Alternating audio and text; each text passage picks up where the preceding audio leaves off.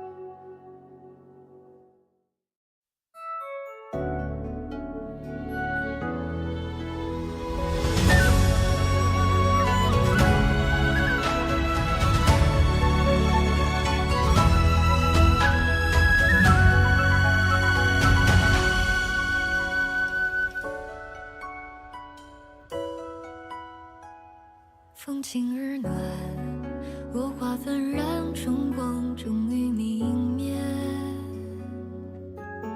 悄然之间，撩动心弦，却都未敢直言。可是爱恋，月生不念，唯恐唐突，惊扰了良缘。师门多次就只是谈风谈月，不谈起彼此心愿。熙攘人间，伫立三千，却只敢想你容颜。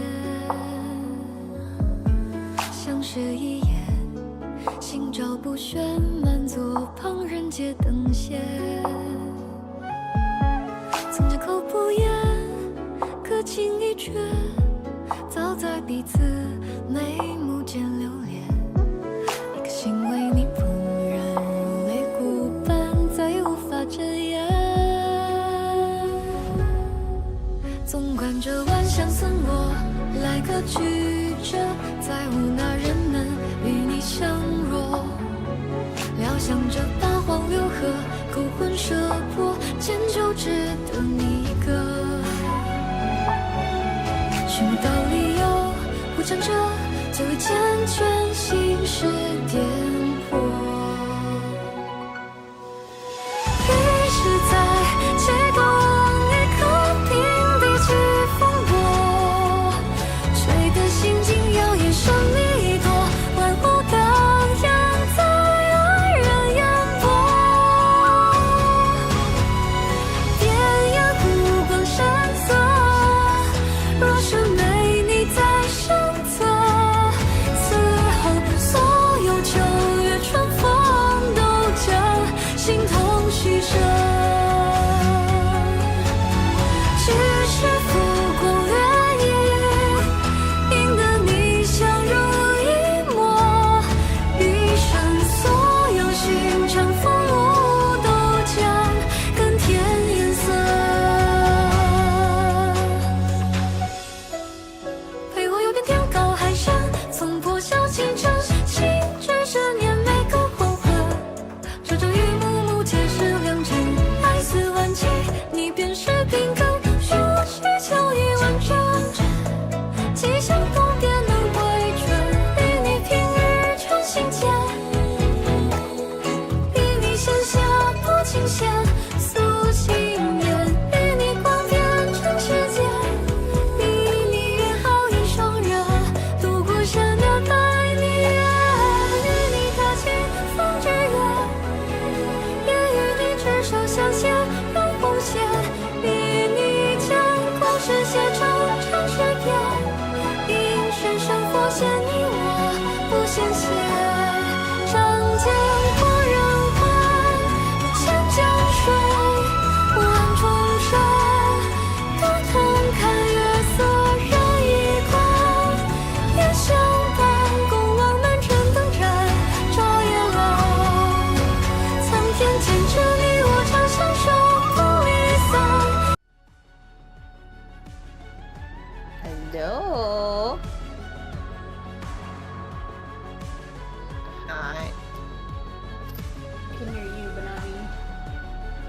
Oh, hi YouTube, hi Twitch.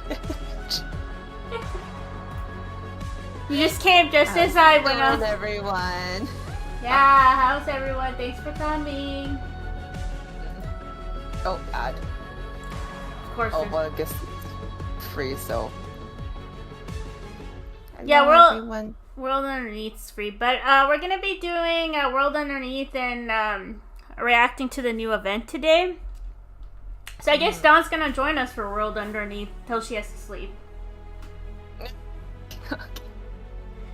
You're here. You're gonna stay here. I was hoping to play my new game. I could do the reading though. You could just listen. Yeah. What? I guess I could play Woowa. Because the new game requires me to listen and read. Listen for the stuff I can understand and read for the stuff I don't understand, but to confirm that I understand it correctly. So, yeah. Yay! Okay, so today we're gonna be reacting. Yeah, so we were gonna do the World Underneath because I was gonna wait for Dawn, but then she came here early. We're gonna do the event reaction first. Because there's no trailer for us to react to because apparently it's too bad. Like apparently it's YouTube didn't even like the PV. The I can't even speak. It wasn't even that bad. It really wasn't even that bad. It's like child's play. To be fair, I'm also like, you know. Yeah, that's true. Okay, so I'm just gonna get it already, because we're gonna have to watch this on Twitter, and then the CN version we're gonna... Duh, what are you doing? I am using up my channel points to choose and modify emotes, okay? Because apparently they only unlock for 24 hours, and then they lock again, and I'm like, that's stupid. Why can't I just like pay a Do you like my emotes I made? I gotta make I gotta post the ones I put on our Discord. Oh yeah. Yeah, they're hearing Throne of Arrows music right now because I had it on my iPad, but we'll change. What did you? What? There's all these like No, look what things that you add on. Look at the I'm emo. Yeah. What? I gotta use up my emote, my what are these channel points? Okay, so I have the. Why do you have a hamster? Why did you choose a hamster? They're cute, but like, huh?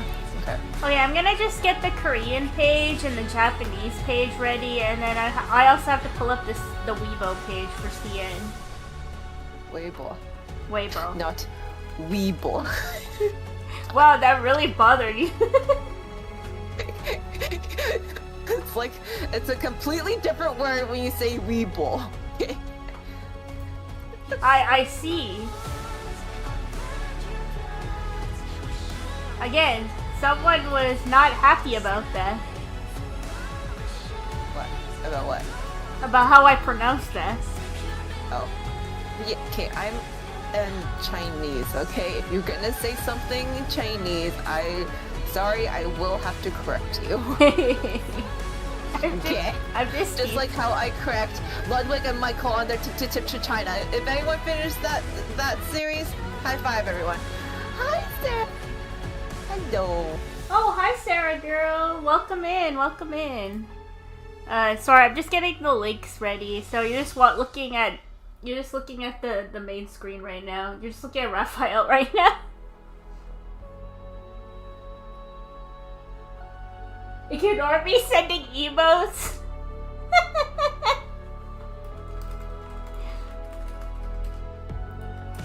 Yeah, there not being a trailer is making me more impatient for this multi. But yes, I heard that the trailer won't drop till the banner drops because apparently this multi is too spicy. Right, Don? Play. What did you say? Child's play. The trailer is child's play.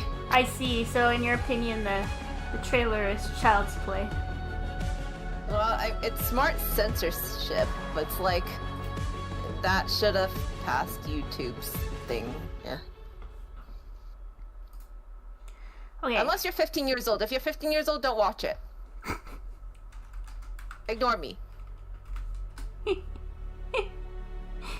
If you're 20 above, you're fine. You're totally fine.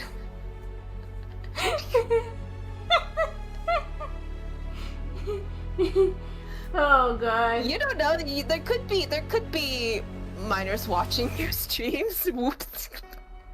With my potty mouth. So a disclaimer already. I posted this. I'm working on getting a Patreon set up for the uncensored VOD, but if I post on YouTube, it will probably be heavily edited. We are not going to be streaming this to YouTube. No. God damn it! I don't have enough gold. God damn it. Okay. Yeah, we have. Yeah. She's a little worried that it might get striked and all that stuff. Wait, I can't find the link now. The CN link. Yeah,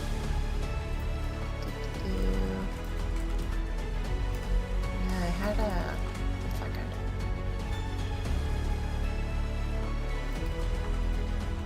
Someone has shared it to me, but they will not hear you if I go and try to find that link.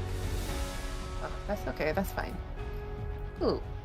We gave Michael Reeves a gun. No, that's not a good idea. Don't give people guns.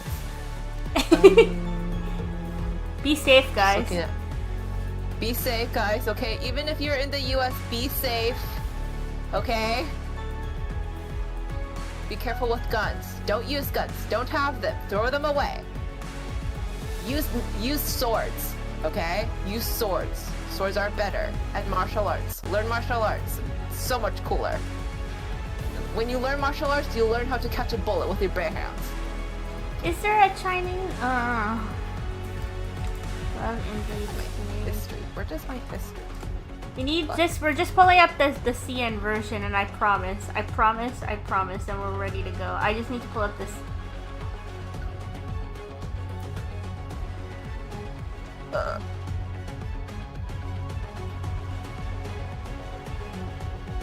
Why is it so hard to get the other? That's where history is? Oh my god. Okay. Trying to navigate YouTube desktop version. Okay, a man has 3 daughters named April, May, and... Okay, that's... They're not hearing you for a quick minute while I get this link. Okay. Okay. Find this link. Oh, Rhea, you should also play a game. It's what? Called Trees Hate You.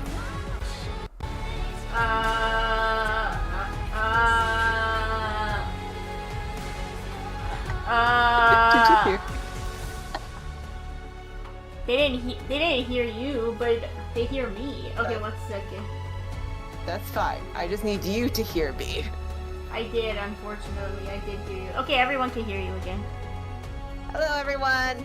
See what she's doing? Help me. I'm blinking twice for help. She silenced me. Okay, I got it. Okay, that's good. I was gonna pull it up from my YouTube history page. Okay. Are we ready, guys? Are we ready for this? How many world underneaths are you gonna do today, and which ones? How many world underneaths? Yeah. There's 5, right? 5 new ones? No, 6. Try to do 3 at least. Okay. They're like pretty long.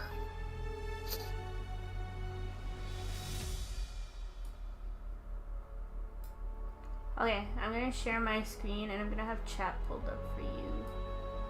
Oh, thank you. I may be doing something else for at least the first 2. Unless you're not doing them in order.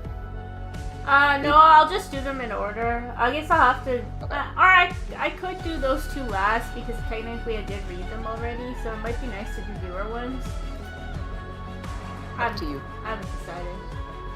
Okay, how do I share? Oh. Wait, no, but I want to share them. I want to share my entire screen. There we go. So you can see the chat. Oh, thank you. Can you see that? Yep. Wait, I just gotta mute the capture card. Hang on. Oh, I see the Twitter. I also have to set up. Uh-huh. They can't see it yet, so I have to set that up. Okay.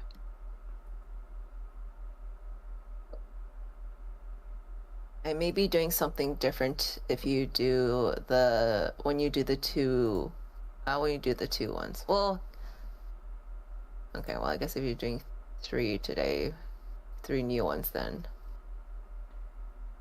Do you want me to? What do you want me to do? It's up to you. It's up to you. Okay. Just getting my screen ready for. Yeah, I may leave by like 10:30 though. Our time. That's fine.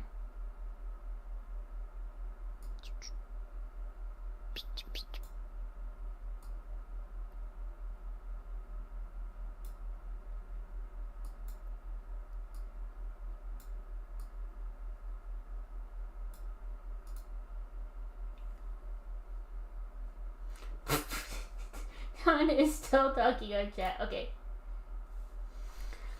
Okay, guys, here we go. Don is saying hello on every aspect. Okay. Let's get started. We are going to be reacting.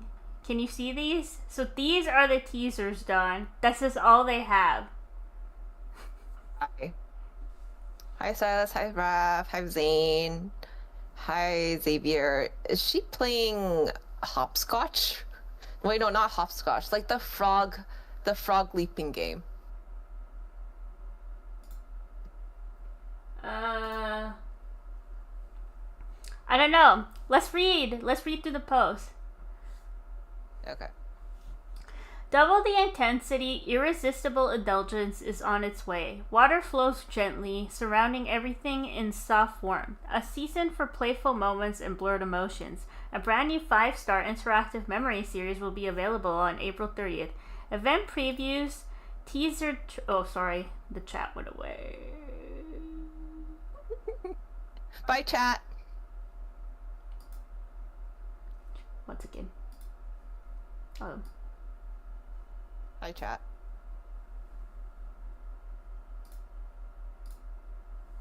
There we go.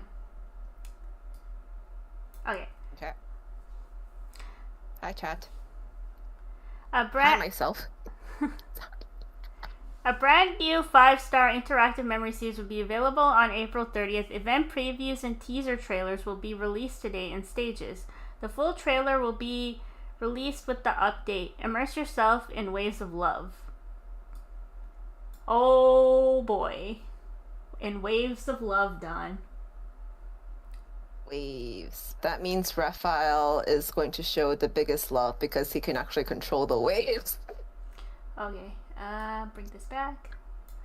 Okay. We'll start with myself laugh. We'll start with Sorry. we'll start with Xavier's. Warm waters ripple and butterfly wings stir in the vast desert. You uncover a garden of your own. Long for him as one thirsts for water, and when he's already yours, don't let him go. Come, just like that. What did you say? Oh, come, just like that. Okay, I thought you said hum, just like I'm like that doesn't make I can't any say sense. that with a straight face. Uh-huh. Okay, we'll read this information later. This is just the we'll read the for the banner information later. New 5-star interactive memory series will be available. Okay, this is the same thing. Okay. Mm-hmm. Oh shit! I forgot to move it again. Hi, Xavier. One second. Just gonna move it there. Just want to say, if they do it in a hot spring, they're gonna like have a heat stroke. Like I don't, except for Zayne, because at least Zayne can control the temperature a bit. Rafayel will definitely have a heat stroke because his evil is fire. So, oh, I wonder if they have sex if they lose a little bit control of their evil. Yo. Oh Lord. Okay. This is called Xavier Sunken Glow. As you can see, these are the images. Yep. Hi, Xavier. Oh shit.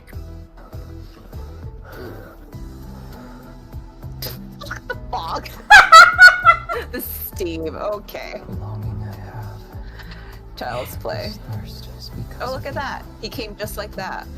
On the leaf. Wait. What is that? Saliva. Or, semen. Dad, what is he doing? I don't know. Kissing her? Or eating her No. out? How do you say that with a straight face? Child's play, Rhea. Child's play. We're adults, okay? You see the stuff that's sprayed on the leaves? Yeah. That's, semen. Dad, I'm on YouTube. I told you about this already. I lectured you earlier. I'm not saying anything bad. I am saying the letter C and then men. Like multiple man, that's multiple. So men. I'm saying the letter C and then multiple men. That's what I'm saying. That I don't know what you think I said. Okay, we'll go with that.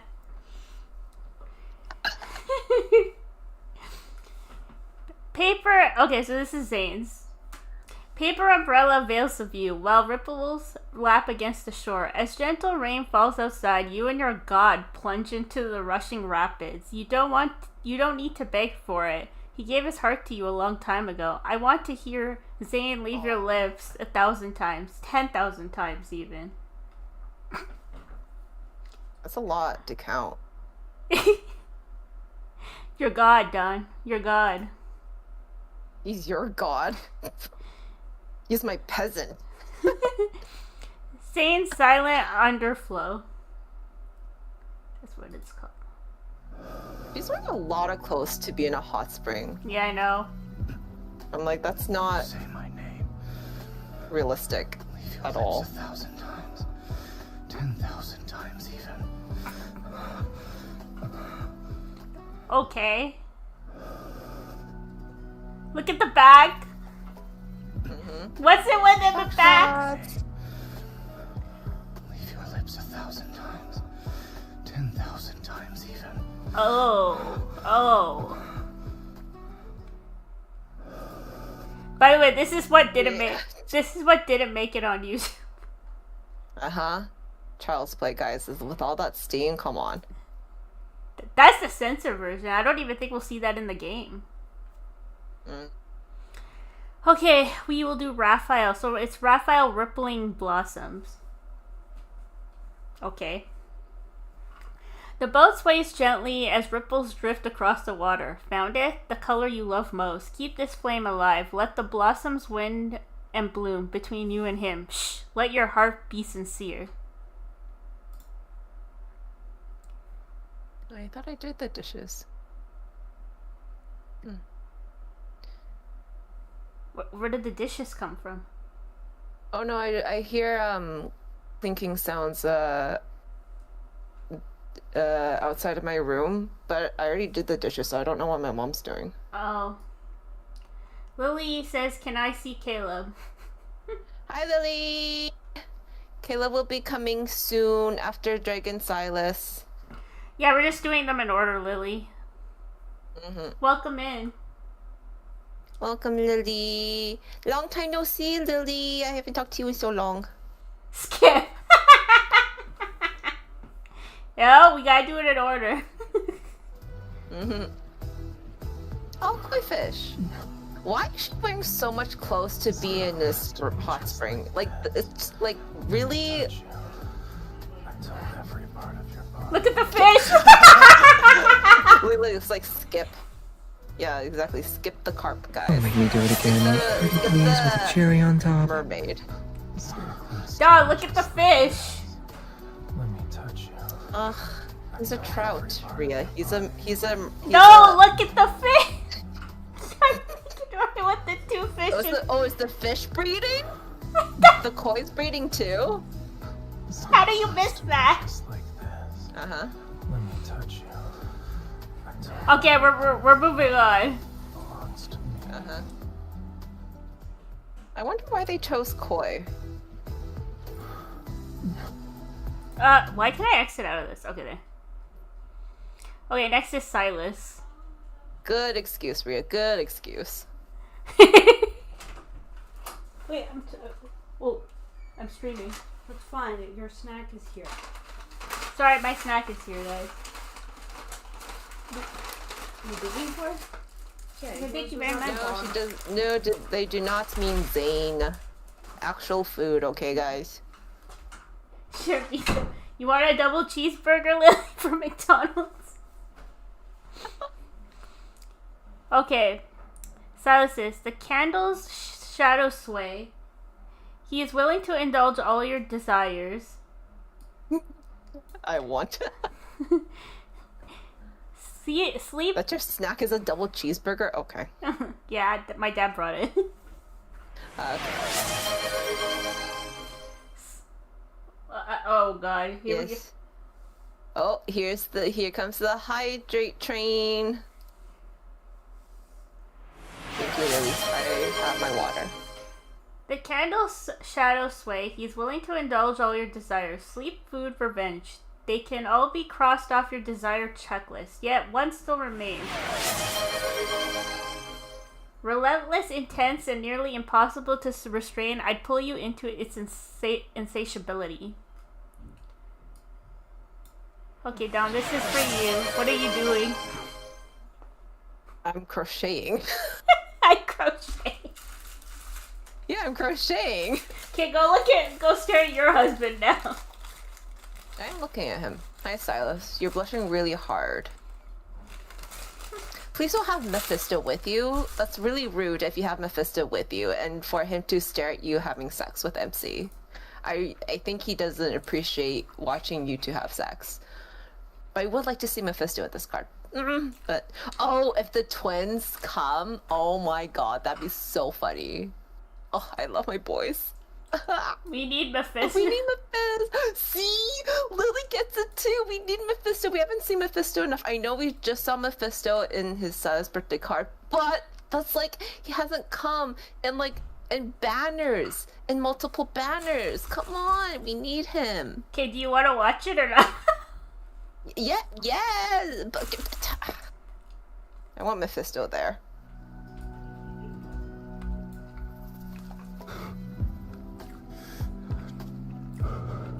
Now drown him, MC. Drown him. Always ask me for all Damn my you, MC. desires. Come on. Wait, you missed the part. You missed this. Drown him. Where just is push him? him under. Oh, there it is. Wait, I got paused it there. Do you see it? Do you see her foot? Her foot? Oh, her foot's on his crotch. That's funny. Hey, do they have new swimsuits? Well, we'll get there. We're gonna go over the event. Yay! 3-stream watch. Stream. Yay! Yeah, it's you have to zoom in a lot to see. Okay, yeah. Okay, now we're gonna do Caleb. Sorry, Don. I took the chat away by accident. Okay. No worries. Oh wait. Am I going to pull on VC? We will see when. What time and when. Don follows the China time thing. The Chinese metaphysics, the good luck Chinese times. It hasn't failed her yet. No, it actually hasn't. Like I combined the Chinese metaphysics time slots with the Twitter check, Twitter trick, Twitter trick. Oh my god, am I having a stroke? Okay. I combined those two, and that's what got me the Sylus birthday card early. And then I also pulled for the Lemurian Sea God, but my pity was so low I didn't even know if it actually worked. Okay, we will pull together. They're doing a whole thing. Oh, Her and Mask. So you have to. You should join them on VC when they do it. oh okay.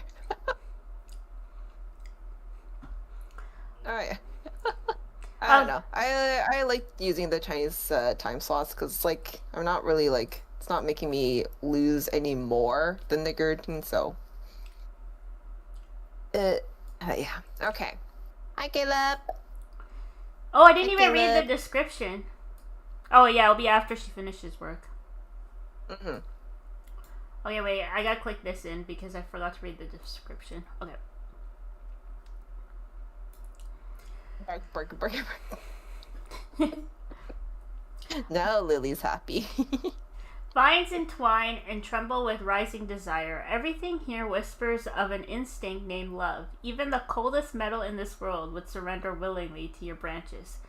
So would the one closest to you. Why are you looking away? Keep your eyes on me. Hi brother. Hi Gaga.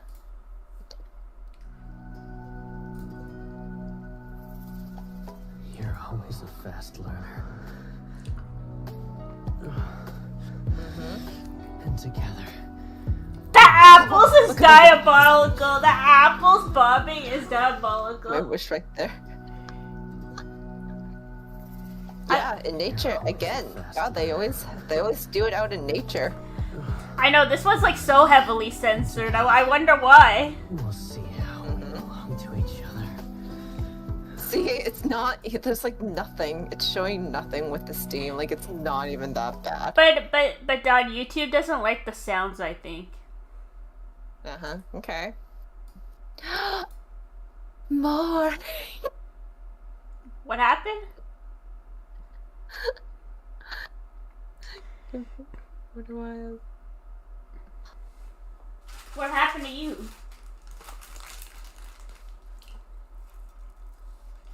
Hello? Huh? Are you there? Huh? Yeah, I'm here. Can you hear me? Mm-hmm. Okay.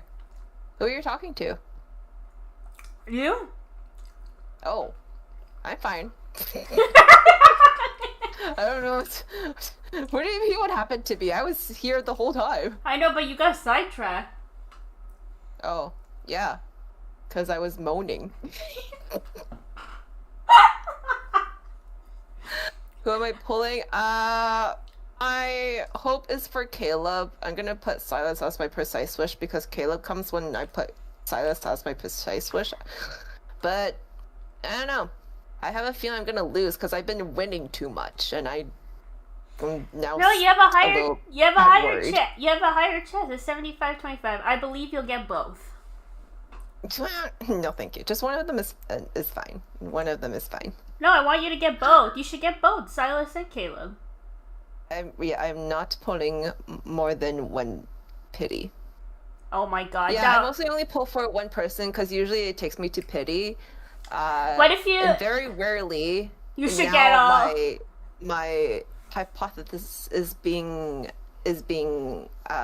challenged that a lot of the cards like just don't come to me before two pities. No, I only just like to get one card. So what if you get? What if you get it early? If I get it early, that's fine, Ria. But my cutoff is one pity. What? You're not gonna pull more for this banner? You don't want to? Nah, I already pulled max on the mortality tenderness banner. But this is spicy banner, Don. This is spicy banner. Yes, And you saved on your last few pulls. Maybe you should get a. Yeah, I know, Lily. I've been telling her to get a double or a triple. If I get a double or triple, great. Still not gonna pull more than one hard pity. What are you saving for, though? 5 more years of me playing this game. Are you still gonna buy cheap packs like you normally do? I think so, yeah. Okay. The cheap packs are like come to like under $20, so that's reasonable. Yeah.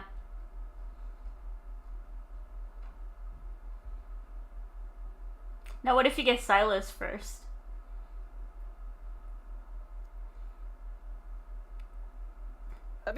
That'll be cool because that challenges my theory. Are you still gonna go for a Caleb if you get Sylus first? No, Rhea, I'm just one. Oh my god! If I get it like, if I get like halfway onto the pity, maybe we'll see. Okay, so you When I get you personally, then I stop right away because all I need is just you.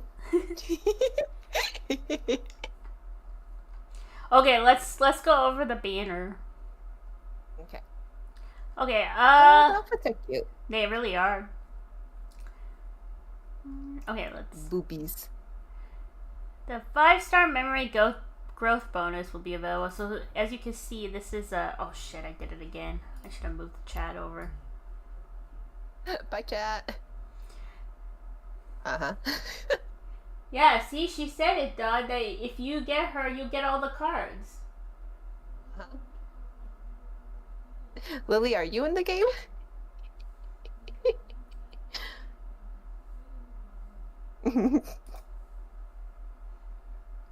Okay, so from what I see, so yeah, so it's 2 pinks and 3 yellows. That's so weird to me. Only 2 stealth colors for all 5 cards. Yep. Okay. So I suspect that. So I hear that Caleb, Rafayel, and Sylus are the yellow cards, and then the pink cards are Zayne and Xavier. Okay. So that's that. Okay, let's look at the outfits. Yeah. Ooh, 1, 2, 3, 4, 5, 6, 7, 8 pack. I need yellow. So yeah, we all need yellow Caleb. Yeah, Because there's not enough. we're crying for a yellow Caleb card. Dude, I'm I am literally okay. I'm content when Caleb's 3-star yellow birthday card reruns for his birthday, and then I'll rant again when I need a second yellow for Orbit. That's what I'm saying. You should try to go for both Sylus and Caleb. The yellow cards are rare. Yeah, but I also want to play this game for 5 more years. You will. You got some good luck on a few banners now. Your luck will change each banner. You'll be fine. Yeah. You will be It's fine. Okay. It's okay. Even if I don't get any one of them is fine. Please don't get me a standard card. I would be screaming my head off. Just get me a banner card, please. I just hope you get both Sylus and Caleb because this is a banner I think you should get both for. But that's my opinion. Lord, thank you. I hope you get a triple, if not a double, and I hope you get all 5 cards within 200. Okay, thank you. I hope you get both cards before pity. Yeah, thank you. So this is Xavier's outfit. Oh, are you going to Lots get of glitter? Are you going to get the outfit crate done? Yeah, I guess I might as well go for 1 crate. I will get 1 crate. Now, it'll be up to her to decide who for. Even Fall Stardust. Okay, so what's after snow for Zayne? Oh yeah, look at all those hickeys and all the sparkles. Oh, have I done my weekly? Sorry, I missed that. Lily, no, I didn't do them yet. I didn't get a chance. I had a class today, so that's why. That's fine. I mean, you have 6 more days. Yeah. So. 5 So much crate. better. I Are you know. are you Look at telling all me? those mosquito bites? Lots of mosquitoes in the hot springs, you know? Oh, this is the R1. Oh, is this the R1? Where's Xavier's marks? I can't even see that. Oh, that's where Xavier. So this is the R1. Okay, I'll ping you. Ooh, I like that Zayne is wearing some jade. Excuse me? That's pretty cool. What is this? MC? Can we have a chat? MC, you're one thirsty mosquito. Also, Infold is so sneaky for putting these behind the R1. Yep. Kind of wish there were like the decals, Yeah.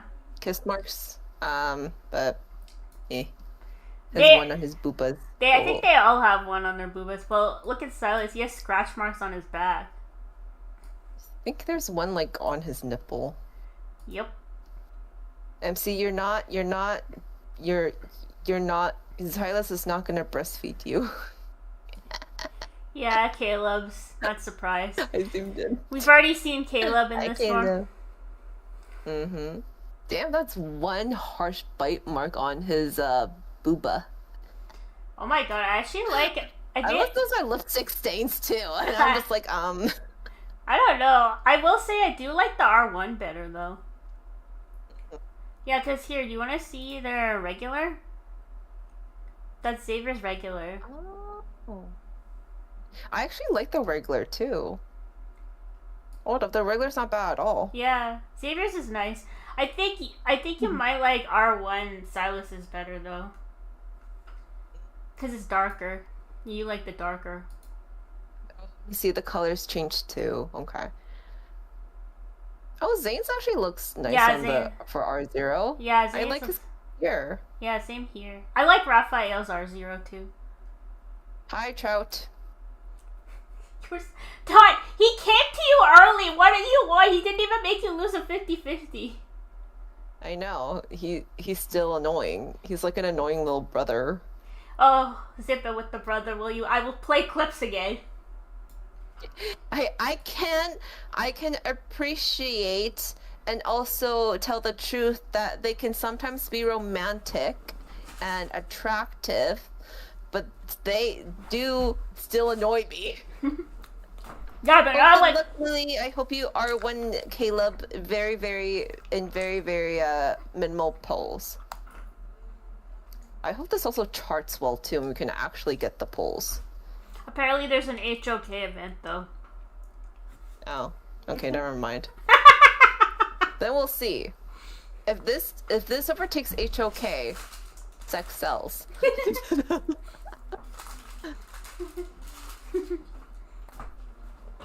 This is Sylus. Yeah. This is Sylus's R0. Okay, that's not too bad. I mean, still is black and red, so not bad at all. And this is Caleb's R0. Ooh, they kind of look like Egyptian inspired. I wonder if they did that on purpose with all the body jewelry. Very bright. Yeah. Very bright. Yes, it is very bright. The Very only transparent. The only reason I would go for the R1 is because all the bite and scratch marks are on the R1, and that's why. Otherwise, I wouldn't care. I'm okay with the R0 outfits, but I want those marks.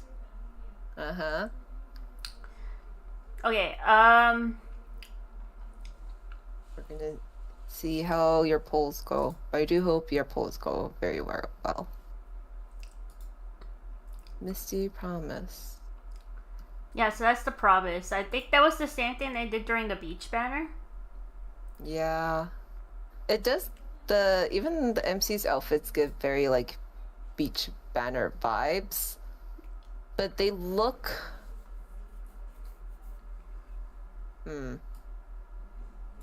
They look a little bit better, but they do look similar. Yeah. This is Xavier's MC outfit. Yeah, we're all gonna get good pulls. This is a good banner for all of us. Yes. We're all gonna get good pulls. We're all gonna do our rituals and our praying circle, and we're gonna sacrifice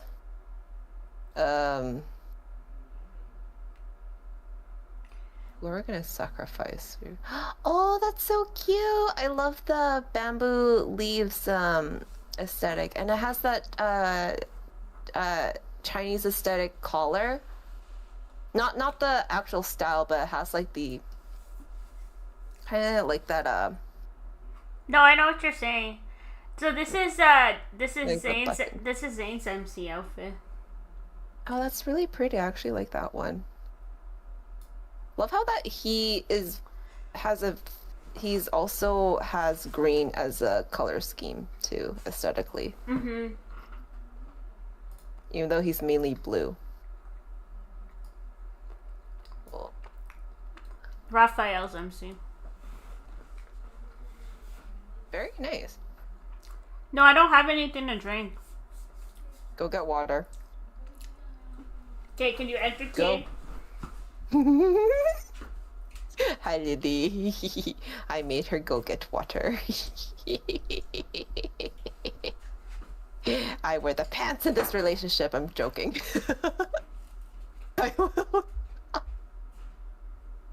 Hello. I do like her outfit. It looks like a party dress. So, kind of. Just kind of wondering like what kind of spa they're going to where they're wearing bathing suits. I haven't been in a hot spring. The back is very nice. It is very nice. I like the color and I like the accessories. Very nice. I don't like the price. I don't like the price of these outfits. They need to be 0 blue gems. Not 300, but 0. Okay? Oh, thank you. She's gonna ping you, Don. Okay, that's good. Oh, that's Silas's MC. Wait, that's so cute. That's adorable. I love that. That can be seen as like a cute dress too. Mm-hmm. There's no way that these are like bathing suits. Like, holy crap, they're a little fancy to be bathing suits. I would, but I'm gonna stream my polls, so.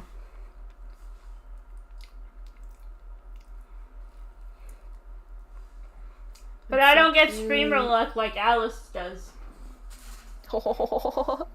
I've heard some of her polls. I'm like, how does she get? There's absolutely no way. 2 banners in a row. The first one triple, the next one double. And she used the free polls for that. She didn't even have to use diamonds at all. Damn, that's insane. That's insane luck. When will it be my turn? I know.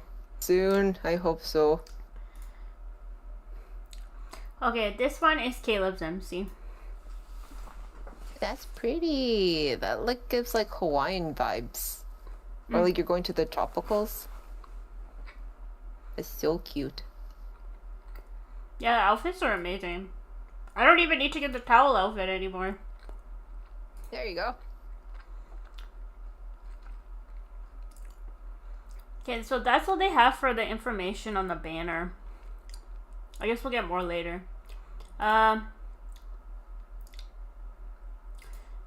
This is the free universal, the one you get on the 25th wish. It's soap suds on your head, on their head. Oh, yeah. That's cute. So you get that for sure. Oh yeah. Yeah, and the same standard stuff, how multis go.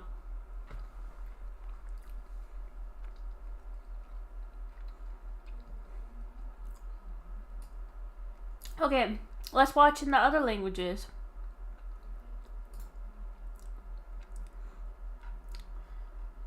Okay, we're gonna watch in the other languages, Lily. Now I have to scroll all the way. Okay, we'll start with Caleb. Okay. We're starting with Caleb this time. Japanese.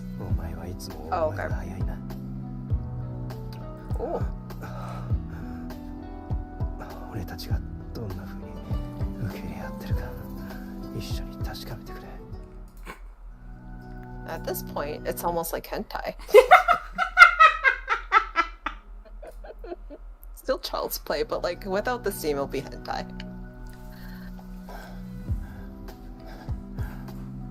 I'm saving Chinese for last, Lily. いつだって求めろ。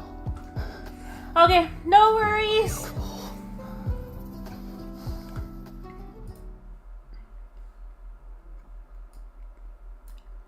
Good night, Lily. Good night, Lily. Thanks for popping in. Mm-hmm.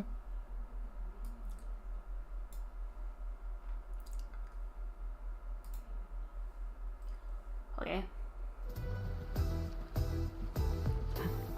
I like the song though. I hope we get the song. こうして近づいて君に触れる。君の全てを。 The Japanese voices make it sound like more romantic and sensual Yeah, to it me does. compared to the English, and I'm like, oh. Yeah, it does. Yeah, let's put the chat back. Lily's going.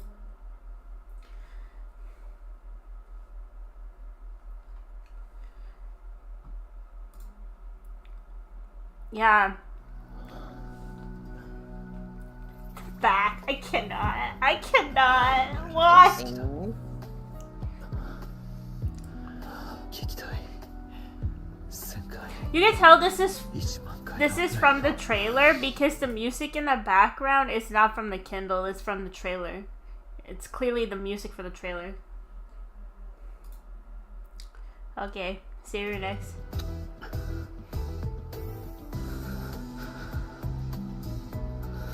Did you see that slight smile on his face? 俺の渇望は He's happy. 全部あんたから生まれる。 Mm-hmm.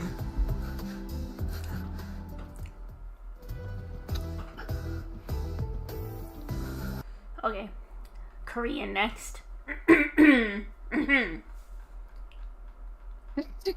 Go drink some water, Rhea.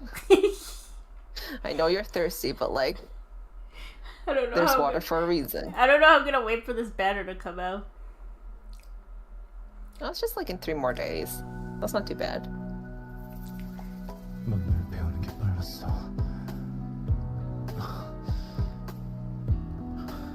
우리가 어떻게 서로를 갖게 되는지. Oh god, it's very sensual in Korean. I'm just gonna say that. Oh my god, died.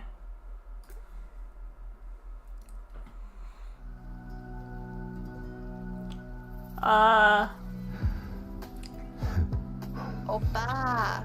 Oh wait, that was just, I should have said that in Caleb's. 널 향한 내 욕망을 But she also calls Zayne Oppa as well. Oh, okay, yeah. Well, I guess that makes sense because friends, Yeah. quote unquote. Oh, I love Raphael's Korean voice. 이렇게 다가가고 널 만져. Oh yeah. Okay, the fish doing that is very interesting.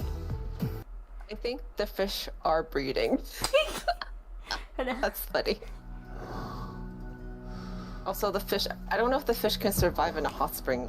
I don't know if that's possible. 네가 내 이름을 부르는 게 좋아. 이선이라고 하는 걸 1000번, 1000번 듣고 싶어. 오빠, 사랑해요. It sounds like a K-drama. Okay, Xavier's cream.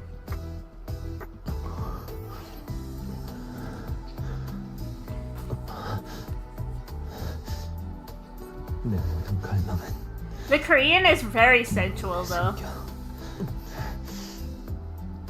I found the Korean pretty sensual. Hello? Yeah, I'm here. You didn't say anything. Oh yeah. I mm-hmmed. I didn't catch. As in, I agree. I didn't catch that. You weren't heard. Discord Oh, silence. sorry. Discord silence. See, you guys see this? Discord silences me, and then she also silences me sometimes, okay? I'm blinking twice. Someone help me, SOS. Okay, this is your For you. My. Oh, thank you. Simplify Chinese, guys. Though I'm confused why they haven't done Cantonese.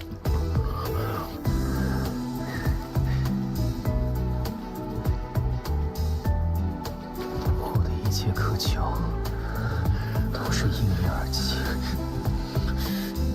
Oh my god, that was so loud. I gotta turn that one down. Oop. I'm gonna play it again. How do I... Did you hear it? Yeah. I heard, yeah.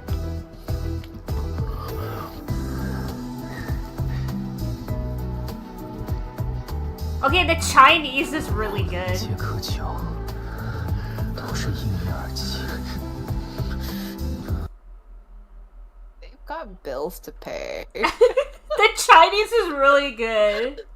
Voice actors, all the voice actors have been very impressive. Now choke 叫 him. 我的名字1000遍。 Oh, I love Zayne's Chinese voice.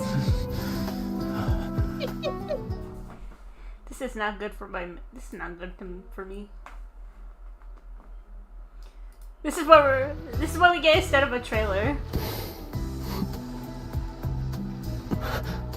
就这样靠近，触摸你，直到你的全部 Whoa, 都属于我。 whoa. I just know, is Raphael writing MC? Why is he on top? Did you see? There's a back shot. Look at that. Oh yeah. The Sylus one though. Look at this. Look at this. Mm-hmm. Someone's eating well done. You are eating well? I'm talking about you. By the way, Sylus is so big. Like, 你永远可以向我索要。我对你 I didn't mean it that way. I meant like body size is so big. Uh-huh. Here, here, you can listen to it again.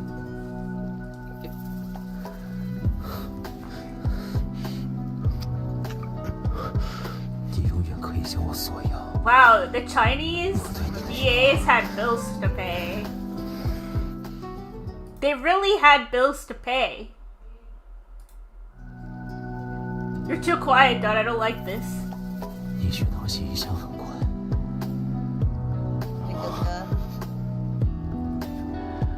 我们是怎样拥有这 Now, is Caleb's really that bad that they needed all that fog for? The apples. And the apples floating away, like, the twin apples. Okay. We get the symbolism. I will say, yeah, the Chinese VAs had bills to pay. What'd you think of that? Spicy indeed. We will see. In real life, no, I will never have sex with a guy in a hot spring. I would die of a heat stroke. Oh. Shit, it's showing my Twitch. Okay. Okay, we're gonna go back to our scheduled programming.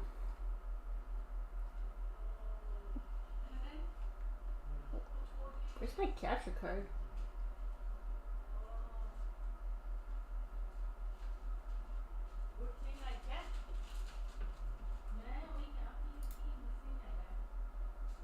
Oh, there we go. Okay, we are going to do... We're gonna try to do at least 3 world underneaths today.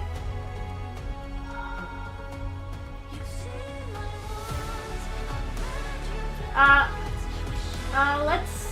I don't know, who should we do first? Should we start from the first one and then go down, or should I do the ones that I actually haven't done? Maybe I'll do the ones that I haven't actually done, that way it's...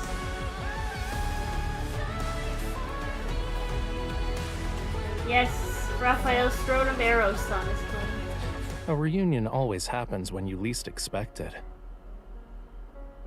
You better be good, sir. You made me struggle for your rerun.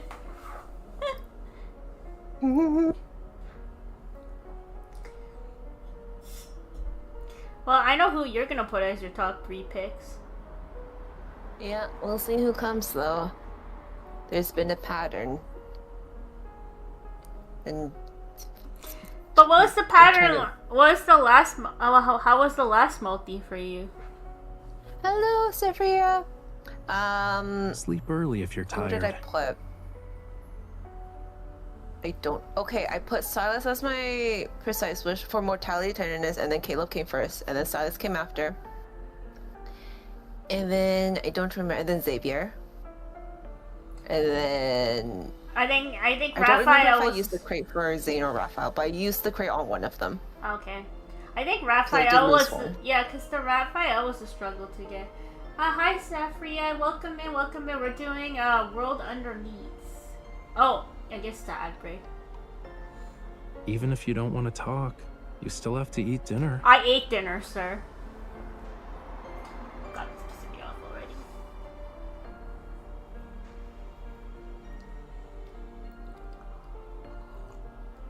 Okay.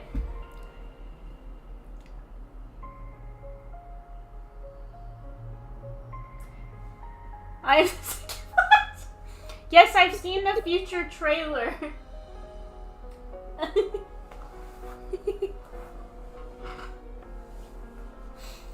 I'm the second voice talking. Is funny. Even if you don't want to talk, you still have to eat dinner. I'm not fine. Oh no.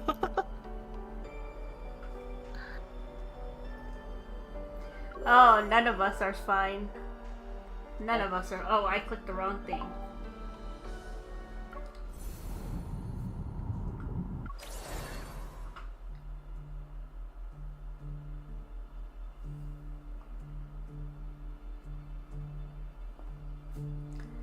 Not I fine. did read up to. I did read the first 2. I haven't read the last 3 yet. Oh, so you have read Raphael's? I haven't read Rafayel's. I read Xavier's and then Zayne's. Okay, so first 2, not the first. Okay, we'll just do Raphael's because I've technically read Xavier's and Zayne, so I'll save those for last. Do you want to- Okay, for sure. It's okay.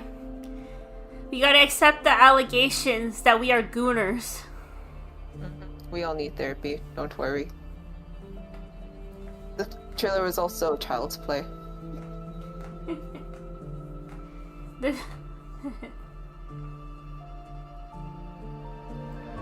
yeah, did you just call the trailer child's play? Yes, that's what I've been saying this whole time. Not according to social media standards, Don. Social media also have kids on their platforms. I guess, I don't know. What, you want them to show corn? Oops. Oh, sorry. I kicked myself out. I'm harem, but I have rankings. I'm like a snowfish harem. Well, snowfish apple, because I also really like Caleb too. I Do not, like not. Mephisto. I like Luke. I like Kieran. I like Pi. I like Isaiah. She asked Jeremiah. your I main. like Gideon. I like Charlie. She asked for your main. My main is Mephisto. You can't main him, Don. My main is Isaiah. You can't main him either. Yes, I'm gonna main Isaiah. I love him so much. I know he acts like a brat and Okay, everything, Dad. but after the world underneath, I'm just Don, like, you oh, said you weren't gonna oh, bully never mind. Silas. Don, he came. I'm not bullying him. I'm not bullying him. I didn't say anything mean. I did not say anything mean to him. Her main is Silas, by the way. But only by extension because I need Mephisto. Oh, you should watch her with Silas. Her whole tone changes. Oh, she was here in the last live stream. And then I also like Guka, Caleb, and then I like Xavier, and then Raphael's annoying best friend that can like fuck off. with his dramatics because I can out drama queen him anytime. He's not gonna take that seat away from me. But he's And not just a Zayne drama can stop queen. being a damn annoying brother. Don, you do not with see his Zayne friend. as a brother. I'm gonna I prank. do. No. He is annoying. Okay, but even if you find someone annoying, it's not like sibling. You don't have to call them sibling if you find them annoying. That's not a sibling thing. That is totally a sibling thing. No, I find our guy friends annoying. I don't see them as siblings.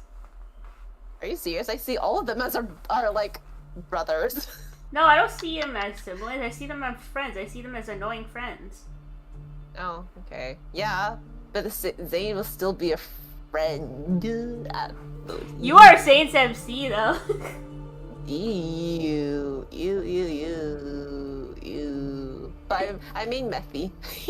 Oh my god, not this again.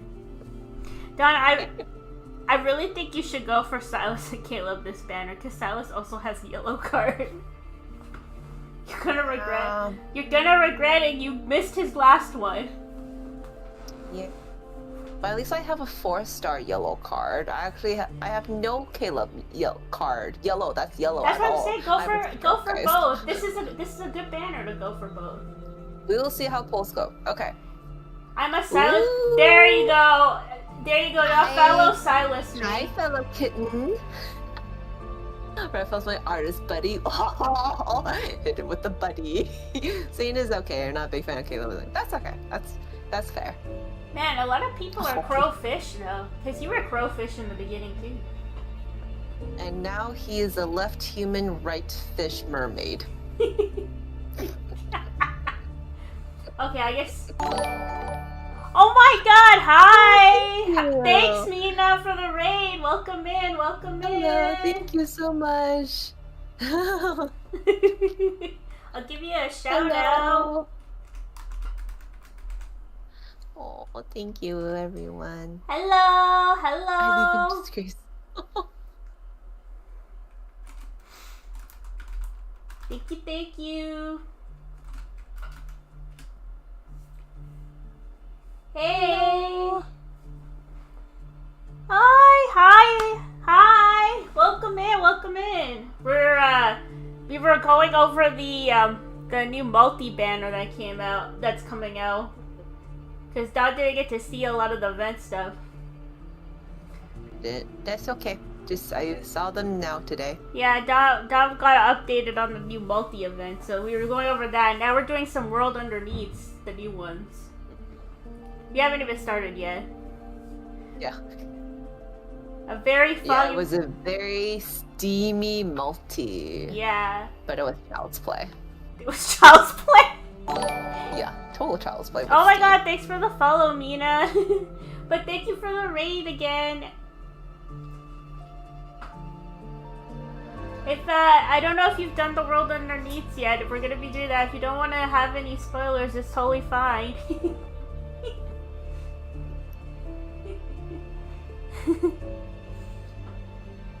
Yay! Yippee! Thank you, everyone. Awesome, sounds For good. sure. Yeah. For sure, no worries. No worries. Thank you for the raid. Whoever wants to stay is welcome to stay. We're just gonna be doing world underneaths. We're gonna be doing 3 of them today. Thank you. I hope you had a wonderful stream too. I wonder if you finished Homecoming Wings.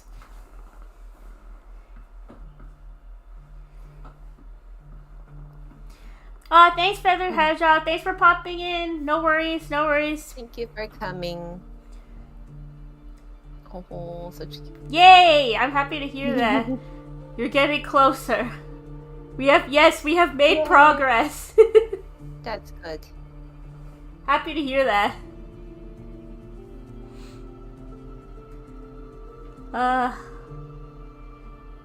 Thank God I'm caught up on the stuff. But I might go back and reread. Yeah, we're gonna be, whoever's staying, we're just doing World Underneaths and the new ones that just came out. Not doing, I've already done Xavier and Zayne's, like, off stream, so I'm gonna do, like, new ones that even Dawn hasn't done, and then I'll probably just do the other two, like, last or something, just as a reread. So we'll start with Rafayel's, which is a fairy tale. And Dawn's getting a break from her voice. We're giving Dawn a break from reading today. She's silencing me. SOS. I'm blinking twice. I'm sending the SOS. I mean, if you want to read, you can read. I mean, I was just being nice. Okay, no, never mind. The text is already small enough in my own phone, okay? Okay. Let's start. Okay. In the ocean's depths lies a place closer to the heart of the planet than even the deepest seabed. It's Deepspace's most tender secret, the dream-weaving burrow. A baby dream-weaver axolotl with shiny round eyes watches his mother intently and tries his best to mimic her movements. By waving the 6 fluffy, feathery fins on either side of his head, these soft fins will one day become nimble shuttles for combing through the universe's thoughts, but for now, their master has no interest in using them for such a purpose. When Mother isn't looking, the baby dreamweaver sneaks off to chase the fish darting between the seagrass. Meanwhile, his mother, a dreamweaver perpetually bathed, in a gentle, soft light weaves, each unfurling and folding of her feathery fins, moves with the rhythm of a wandering bard. Regardless of the dream she crafts, puzzled, the baby watches his mother. This work brings him no joy whatsoever, yet Mother always has a tender smile. Just get pause. I realize I'm not sharing the screen. Did you want to see it, Dawn, or are you fine? Oh, no, I'm fine. Okay. Mother, I don't want to weave anymore. The baby dreamweaver droops his head. These words have been stuck in his throat for days, and now they finally tumble out. Alright. As if she had known her son would resist his innate gift long ago, she calmly smiles. You can rest for a while. Once I find the most beautiful threads, you'll love this roll. No! The baby dreamweaver shakes his head fiercely, his feathery fins flaring. He's the angriest a dreamweaver can possibly be. I don't want to weave. I don't want Mother to weave either. It's not fun. Why must we sit and weave these dreams? Why can't we swim freely like the other sea creatures? Oh, poor babies. Oh, this is so adorable. What the frick? Oh, okay, they made a story about axolotls. Okay, Info, thank you. Hey, this is Raphael's world underneath too. Axolotls are more interesting. Sighing softly, Mother gathers her little one into her arms. A little fish slips away as a gentle voice whispers in the baby's ear. Once upon a time, the ocean and deep space were one. It was an age before life was created. A boundless ocean cradled the slumbering earth, and the world has but a silent dream. I'm just gonna position things so it's easier to read.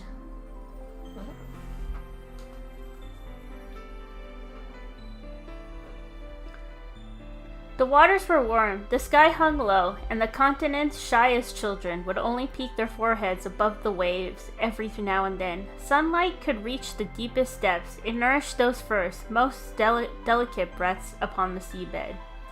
And alongside those faint, fragile pulses, we came into being. Perhaps it was at dusk or at dawn. In any case, it was when the blue-violet sky blushed pink at the edges. Our very first ancestor floated in the water. With every fiber of his being, he listened to that primordial silence, and then he saw it. A strand of pure green, neither a water current nor light or sound. It was woven from the countless tiny shimmering motes. Soft as silk threads, they brushed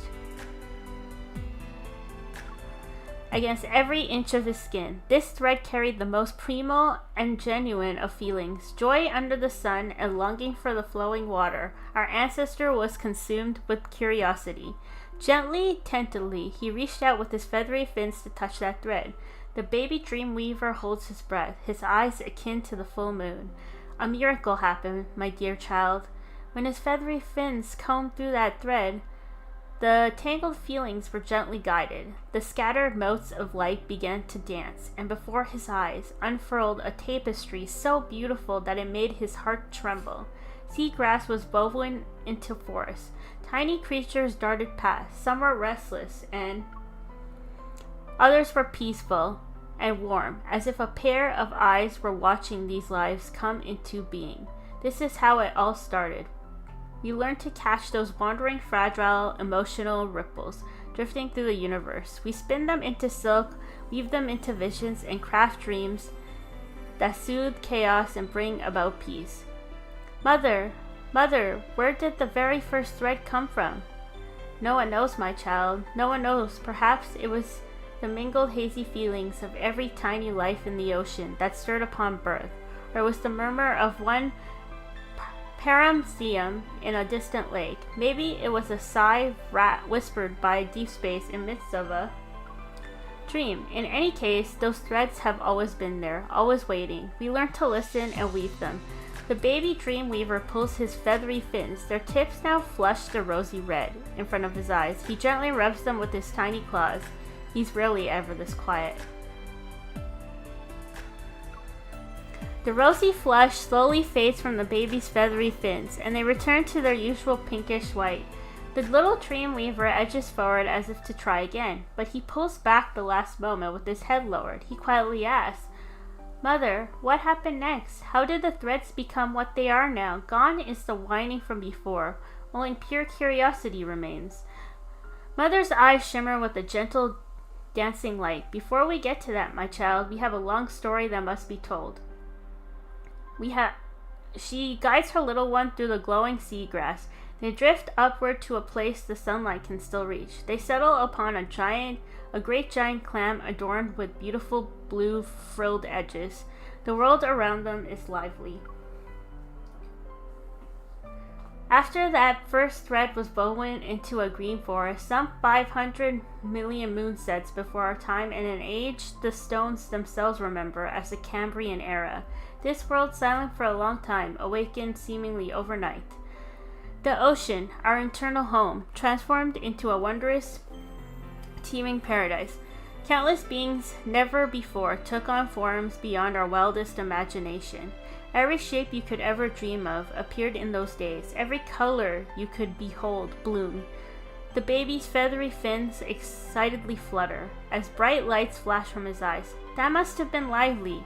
Indeed, it was also indefinitely more complex. A new creature brought feelings never felt before, so our threads bloomed into countless hues. Green was for life, but there was the gray-blue for fading, the orange-red of hunger when a hunter first tasted prey, and the white beat of fear from those who fled. In the struggle for claiming territory, black threads of fury crashed in the undertow, and in the search for a mate, ribbons of pastel bliss rippled through the currents. Mother looks down at her baby's 6 feathery fins.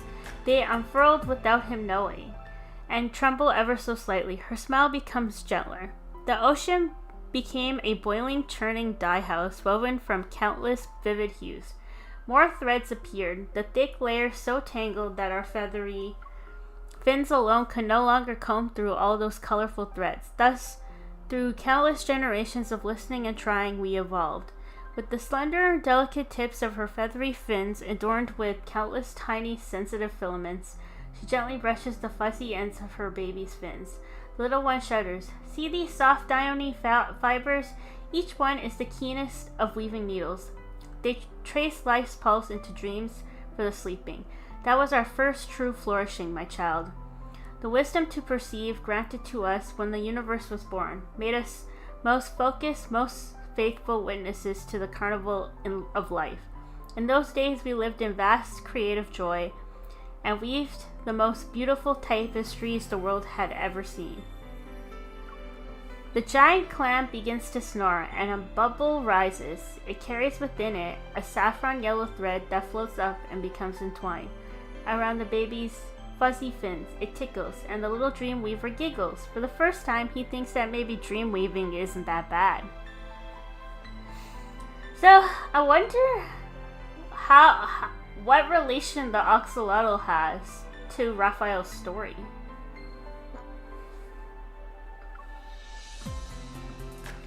The giant clam's snoring slowly fades, and those bubbles wrapped in saffron yellow threads drift apart and pop one by one.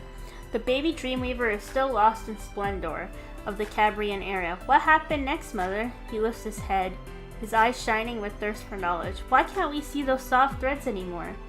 The gentle light in Mother's eyes dims for a second, but he doesn't notice. She draws her little one closer. The giant clam awakens, shaking its great body as it swims away. Together, mother and child sink once more into the depths of the sea. Very few lives can stay the same forever, my child. Likewise, only some beautiful songs repeat a single note. Ages pass, and many of our dream tapestries overflowed and flourished. Our sensitive syphilis grew, accustomed to the softness of those threads. Mother parts the darkness to reveal a mass of tangled threads.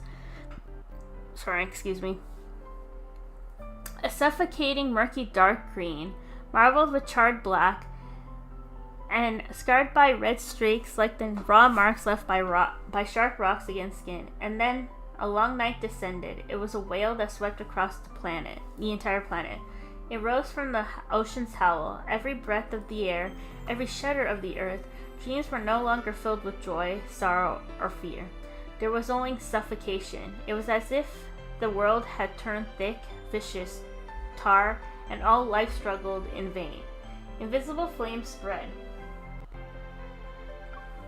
from the seabed and scorched the foundations, upon which all living things depended on. An endless void made the threads sprout agonizing thorns. Many vanished in that night. They never woke up.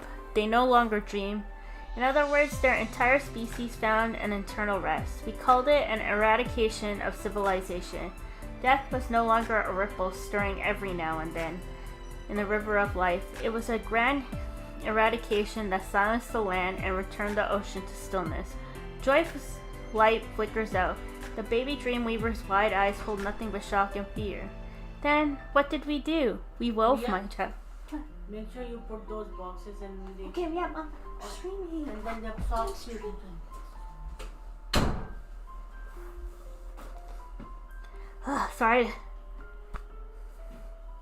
Sorry about that. No worries. She always does that when I'm streaming. It's okay, it's okay. We wove, my child. Mother's voice remains. Soft and calm, we had no choice but to weave. It is our mission. Even as the flame of one species was extinguished forever, those who remained still fought to survive. Thread by thread, strand by strand, we gathered what we could and tried to channel the howling and the agony into something the world could bear. We wove terrible, twisted nightmares in hopes they could hold the despair.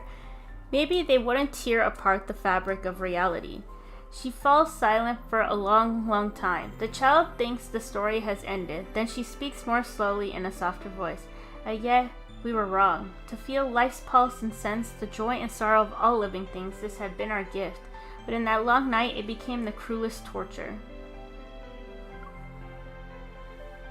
The baby Dreamweaver makes a horrifying discovery. Upon Mother's body, all was aglow with gentle light are scars. Faint lines trace the tips of her sensitive feathery fins, the root of her limbs and the skin nearest her heart. You see them, don't you? Mother tenderly strokes those marks with her claws. Our kind is blessed with the gift of regeneration. Regeneration? A broken heart can mend itself anew, and an exhausted mind can be restored, and even a severed limb will slowly sprout like a fresh bud. But the despair of an entire planet spread faster than we could ever heal. Our synapses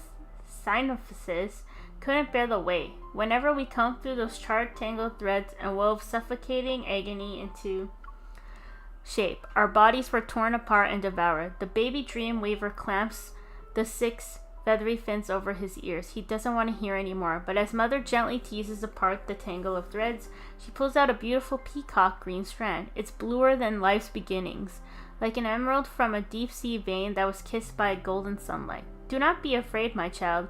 I'm still here, which means we were blessed enough to survive that night. She cradles the shimmering thread just as we did when we first came into being. We return to this seabed, the place closest to the planet's heart. and fell into a deep slumber for 30 million years. This world was silenced once more, and we slept, waiting to be awakened again by life. The baby dreamweaver twines that peacock green strand that still flecked with tiny grains of sand with the soft saffron yellow. As he works, the feathery fins on either side of his head feel as light as air, as heavy as stone. Before his eyes, a tapestry unfurls the sea, and the land are woven into form. Are you still good to go, or you want to leave? Me? Yeah. I can stay till the end of chapter 4. Okay. This is the baby dreamweaver's first creation. The threads mother placed in his tiny claws awaken something within him. For the first time, he understands how wondrous this gift truly is. As the silk glides through the delicate syphicences located on the tips of his feathery fins, he listens with every fiber of his being. Finally, he tastes the emotions lingering in the giant clam's dream. A longing for sunlight, a quiet determination to grow.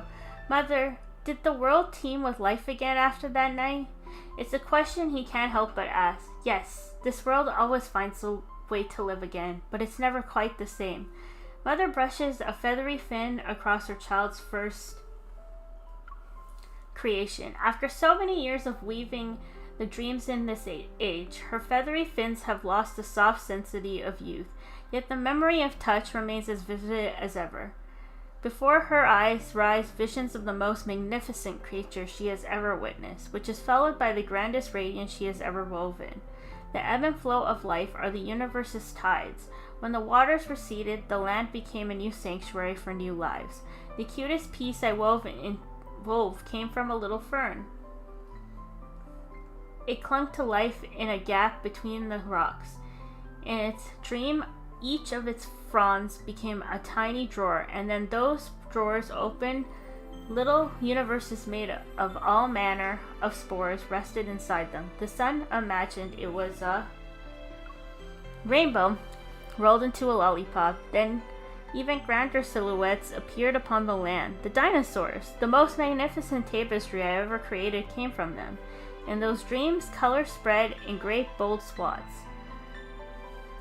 Plants towered to pierce the clouds. When the dinosaurs ran, the earth shook beneath their feet. How big were the dinosaurs? About as big as whales. Wow, why can't we see them anymore, though? The world fell silent once again. Dinosaurs vanished, swallowed by skies, choked with ash, and the white of an endless winter that gripped the globe. And so we retreated to the deep sea once more to compose requiems for the finale of Cracetrus era. I don't know why he does that. Chat. Oh, welcome back, Sarah. Where did I leave off? When the last snow faded and the final dream unraveled, we dragged our broken bodies into another slumber. We rise and fall over and over like one's breath. The baby dreamweaver tilts his head, his feathery fins flaying about like little claws, grasping at thoughts. Then his small eyes begin to sparkle once more, and then, oh, I know, after every tide this planet welcomes new visitors. And then, a note of reverence steals into Mother's voice. Humanity was born. Their dreams are no longer simply what their eyes behold or what their bodies feel. Their dreams... Oh!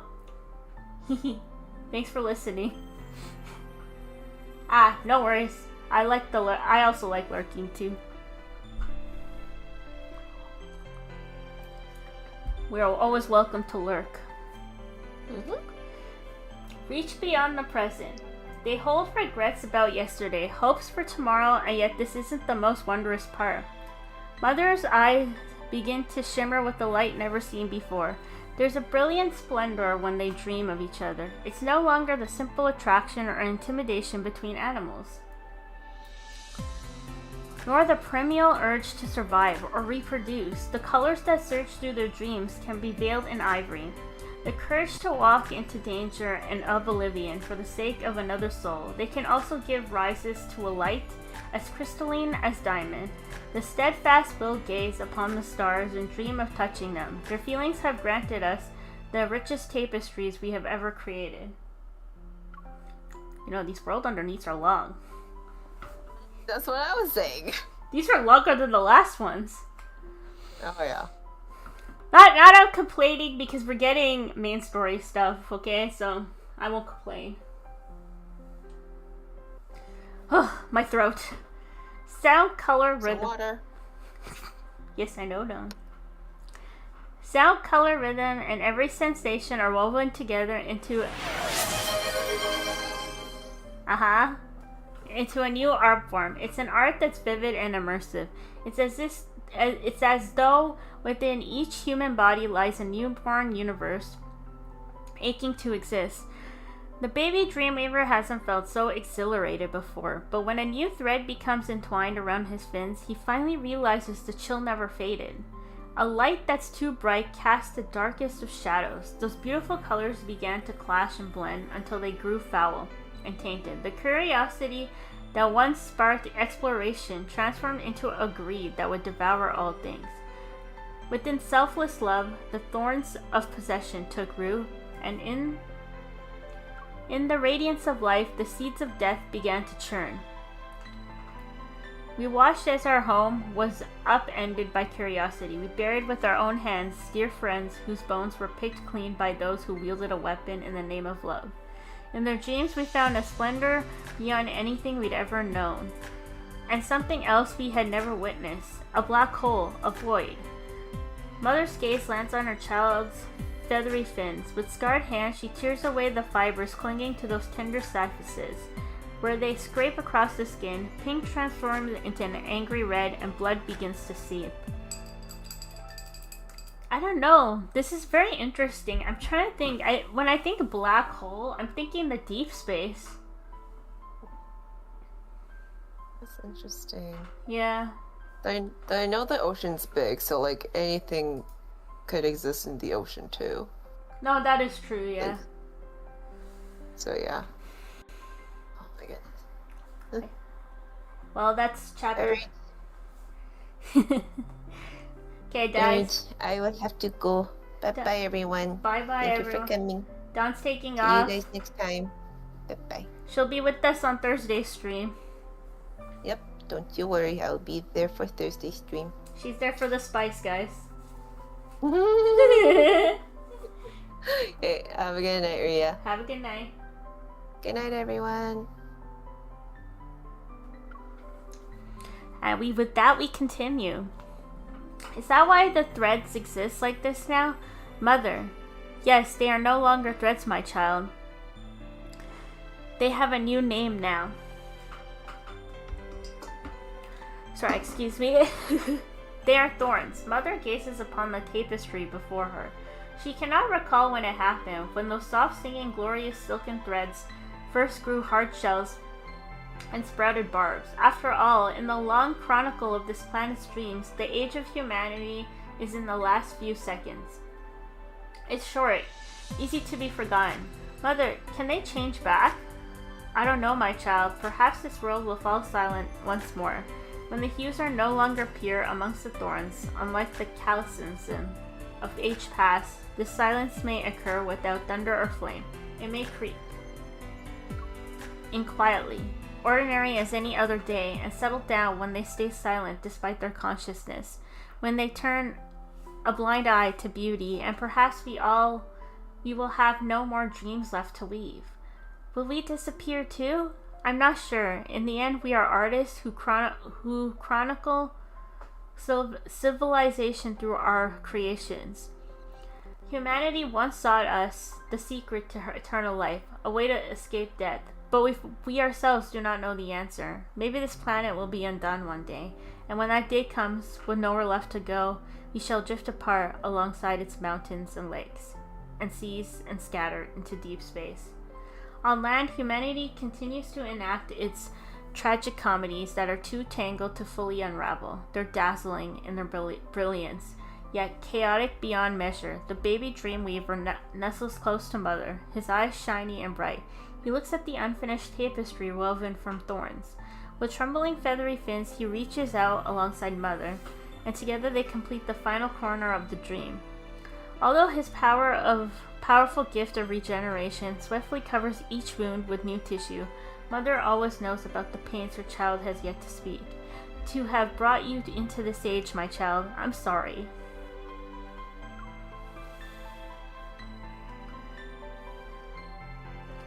Oh, this is wow. Somewhere in this world, a human stirs from slumber. On the far side of the earth, a child by the sea fights drowsiness and asks one last question before sleep takes hold. Why don't the dream weavers just stop? If dream weaving hurts so much, then why do they keep weaving for humans? Or they could just weave the pretty ones.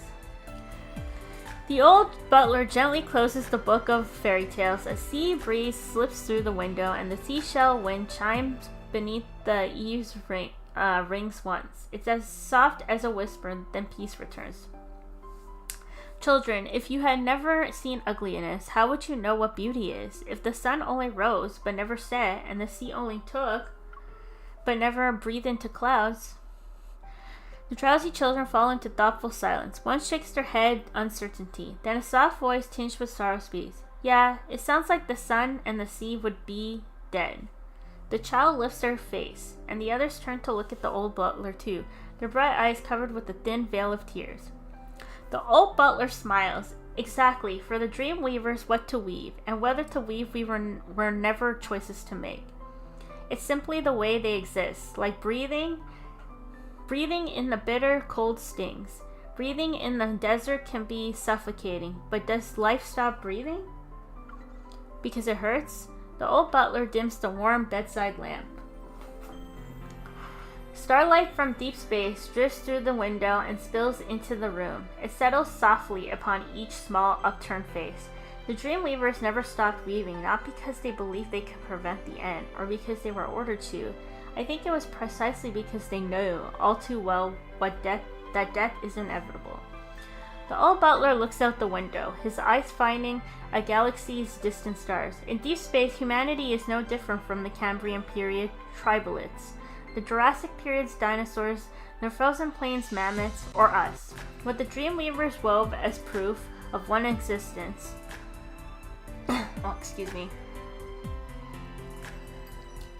A testimony to how life once burned, how it struggled, and how beautiful it was. It's like when we draw pictures and sing songs. Yes, it's like how we create with our lives, even if we vanish one day. So as long as the songs are still hummed and our works still endure, then all lives that have come and gone in deep space, they won't exist in vain. Young faces reveal earnest pride. These little chroniclers of deep space's civilization have finally decided it's time to go to bed. They'll need their energy to greet tomorrow's mission. The old butler walks to the windowsill, a figure leaning quietly against the outer wall. He has listened to the story alongside the children. The butler follows his gaze toward the distance. There lies the sea, deep and fathomless, and deep space, vast and boundless, merging gently into one. Ah, so it was the butler, and I guess the person listening was maybe Rafayel? Bedtime story good for kids. So it was a story. Interesting. That was a good one. I'm gonna have to think about that to understand that. Okay, we're gonna do the next one, which is Anakinus aesthetics. Okay, here we go. I'm gonna leave my Discord voice. Just give me a minute.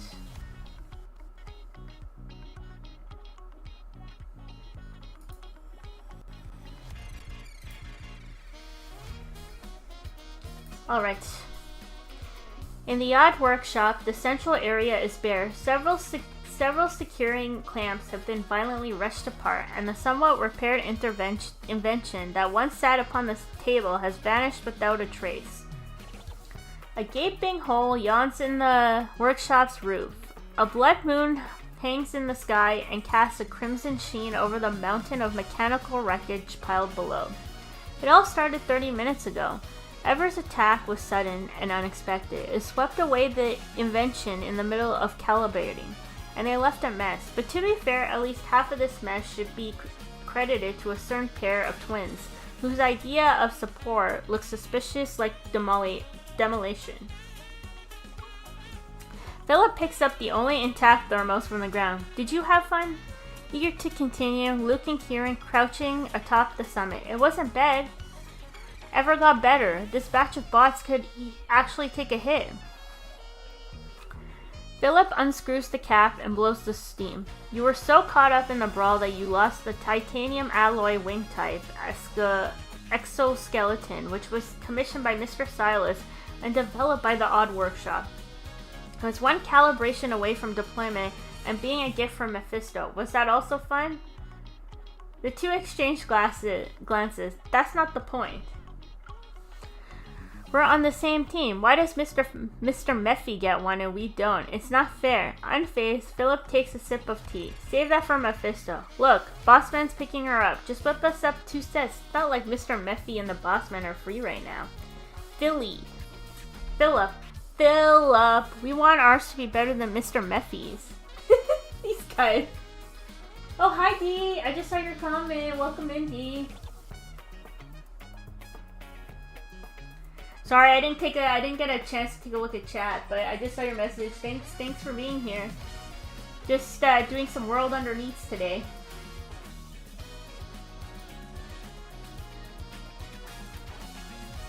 Oh, yeah, my voice. Okay, keep going. Where did I leave off? The twins flank Philip on either side, the long beaks of their crown masks almost clacking together. Ever and the ambush have been forgotten as a fresh round of blood feud. Erupts over the burning question of who gets dibs on the extra set of new gear. Psst. Philip's communication device suddenly vibrates, which interrupts the twins' nonsense. He opens the terminal and all three crowd as an encrypted message appears in the center of the screen. Sender Anomaly? Mr. Sylus was hit with an antimatter weapon in the ruins. He's already entered the killing zone. Ever's gonna use this chance to ambush Anakias. Remember to... Oh, they already said hello. I'll send you a list of good renovation companies later. I'm being watched too, so I'll be going dark for now.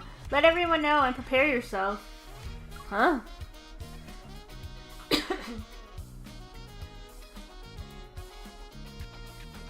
Sorry. I had to take a drink. Eating so long. The workshop is silent. Philip taps the nearby flickering monitor. 2 sharp crackles of static later, the screen flickers to life.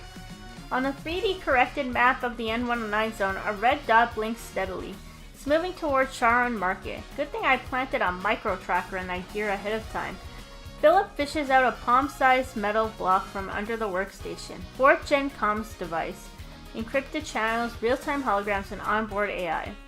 Effective range covers the entire N109 zone. He turns it on, tosses it to Luke and Kieran. You want the good gear? Get our stuff back.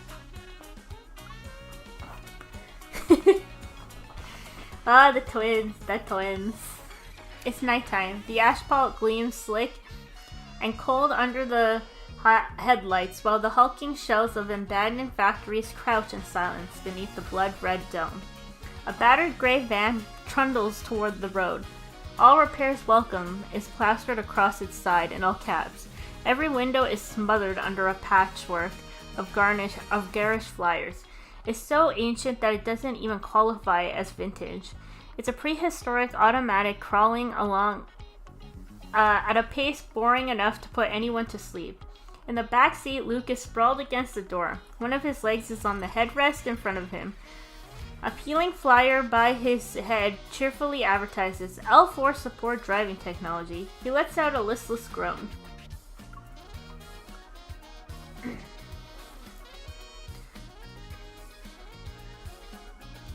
We don't have anything cooler to roll up in. Kieran sits on the opposite side, his posture mirrored so perfectly that they might as well be reflections. I agree, this doesn't meet a killer's aesthetic standards.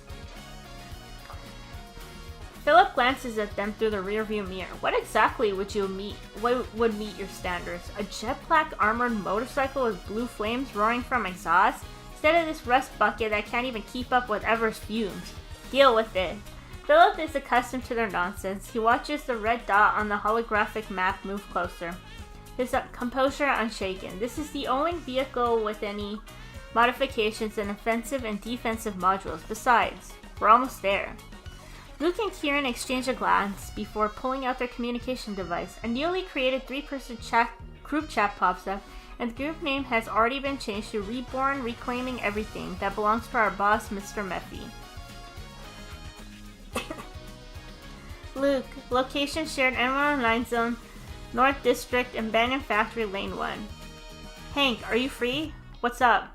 Go to a gray van. We're with 303. Philip's doing fieldwork himself? That's rare. It's an understatement. Ever since he opened the workshop, the number of times he's done fieldwork with us can be counted on one hand. I thought it was because he wasn't used to us yet, but then I realized... Kieran, he's a tech shut-in. If he can sit, he won't stand. If he can attack from far, he won't show his face.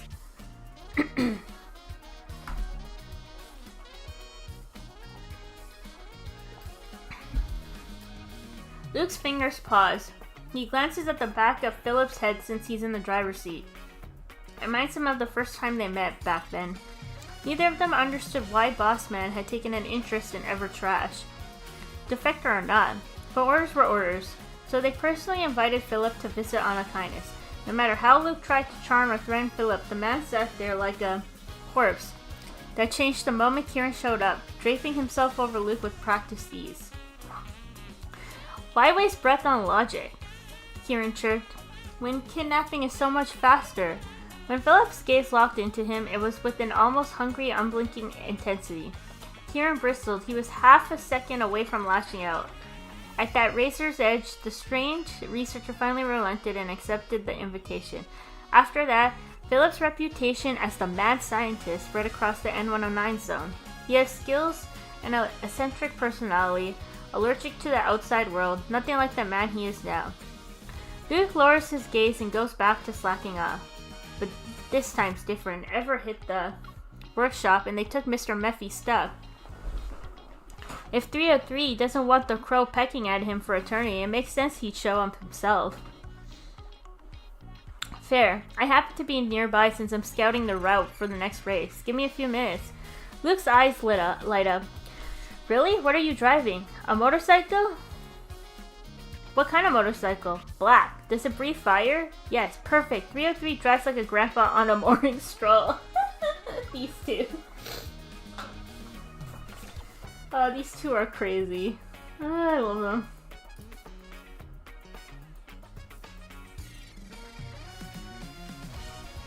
Okay. Kieran, get you over here now. Hank, I'm on my way. Luke and Kieran are giddy. Leave it to Hank, who's mature and dependable, to actually show up when it counts. Meanwhile, has it ever occurred to you that... Philip watches the two through the rearview mirror. This is my communication device. The back-end monitors data traffic it includes. He taps the side of the steering wheel and the car's audio system switches to speaker mode. A voice reads, 303 drives like a grandpa on a morning stroll.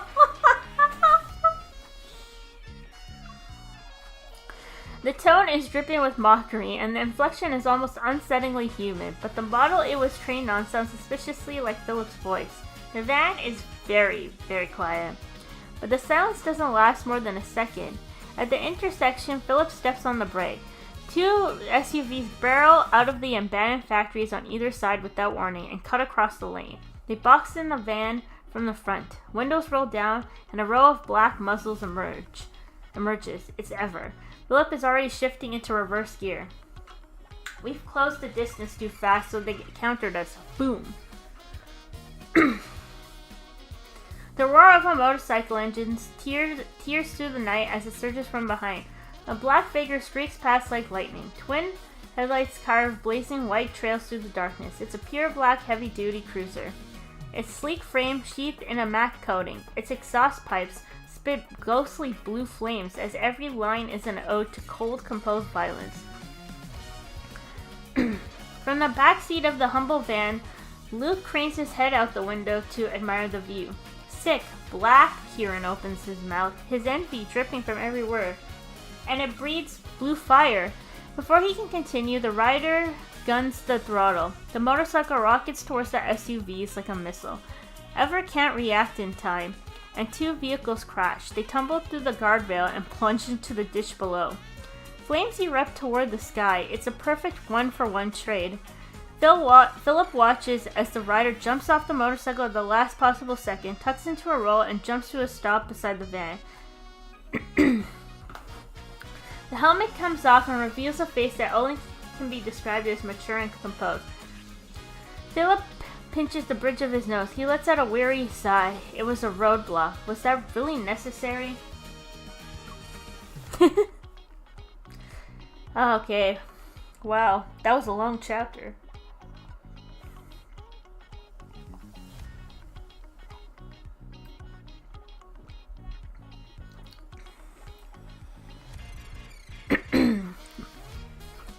Seeing how long this is, I might be only able to do Sylus's, and we'll have to end stream after that. I'll have to continue these next time.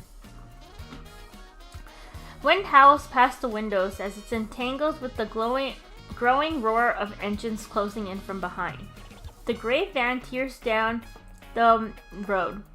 Hank has taken the wheel now. Being a former pro racer, he's somehow wrangling a speed trial performance out of this rust bucket. And speed trials are where the limit is the minimum, mind you. He weaves and swerves the vehicle with reckless abandon. The consequences of kicking the hornet's nest arrive faster than expected. The ever-operatives, forced into that mutual destruction stunt with the motorcycle, have abandoned their original route. They've mobilized every reserve unit in the area and are intent on trapping the van inside this maze of steel and concrete. Warning! Multiple unidentified vehicles are approaching from rear flanks. Their current speed is approximately 70 kilometers an hour. Hank serves to dodge a stray bullet from the rear flank. The Philip-like voice echoes through the cabin. Philip, your car just gained sentience. Philip doesn't look up. He's busy simulating multiple rounds on the map. Unfortunately, no. It's an intelligent model I trained a while back. It's still in beta testing. There's a critical technical bottleneck I haven't managed to break through yet. But its combined theoretical IQ is 1.5 times my own. It can handle most driving scenarios. Correct. The AI's tone is modest. Its voice, 99% identical to Philip's. You may also call me Phil. Hank's eyes light up with understanding. So it's a fancy navigation system with a custom voice pack. As the minutes stretch on, the blue lines marking passable routes on the holographic map disappear one by one. Philip's brow furrows. Good news is the tracker hasn't been discovered. The pursuit route's still within manageable parameters. The AI, unburdened by the human habit of sugarcoating, cuts him bluntly. Bad news is that the enemy's infiltration of the N109 zone runs deeper than previously known. The encirclement is now complete. 5 o'clock, 400 meters. 4 vehicles just pulled out of Warehouse 3, and they're moving fast. Doesn't look like standard transport. Kieran provides the intel.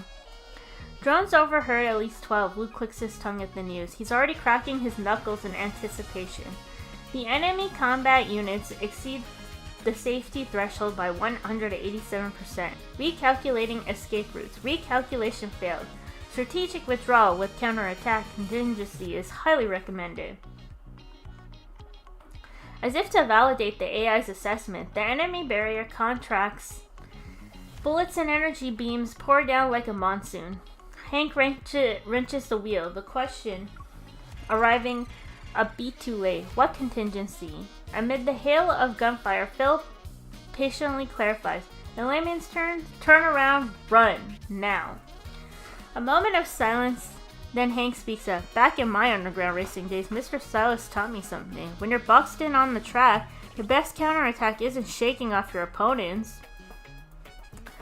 With the flawless drift, the van slams through a crumbling wall and bursts out of the chemical plant's ruins.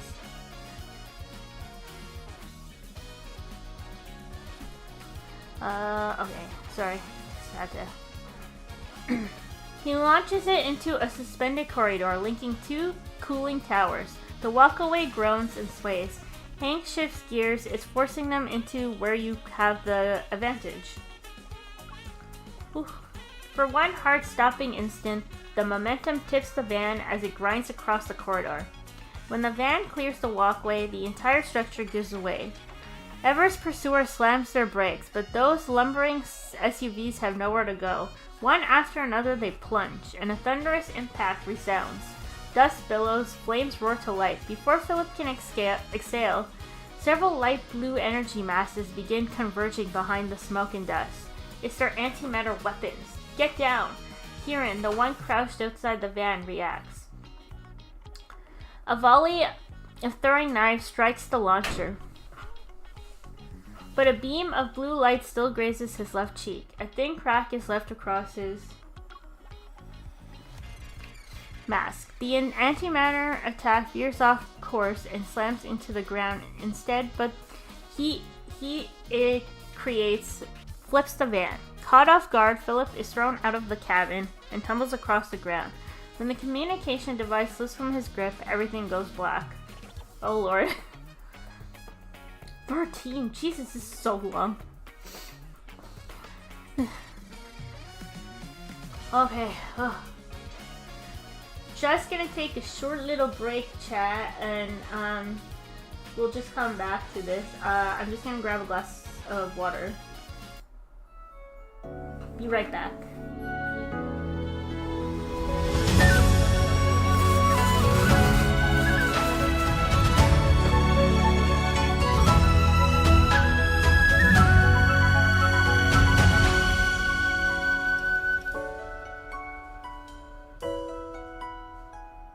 风轻而暖，落花纷然，春光终于明灭。悄然之间，撩动心弦，却都未敢直言。可是爱恋，月上顾念，唯恐唐突惊扰了良缘。师门多次就只是谈风谈月，不谈起彼此心愿。熙攘人间，伫立三千，却只敢想你容颜。相视一眼，心照不宣，满座旁人皆等闲。从前口不言，可情意却早在彼此眉目间流连。一颗心为你怦然如泪骨般，再无法遮掩。纵观这万象村落，来个曲折，再无那人能与你相若。料想着八荒流河，勾魂摄魄，迁就只得你一个。寻不到理由，互缠着，最为缱绻，心事颠簸。于是在街头望一颗平地起风波，吹得心境摇曳生一朵，万物荡漾在爱人眼波。边沿湖光山色，若是没你在身侧，此后所有旧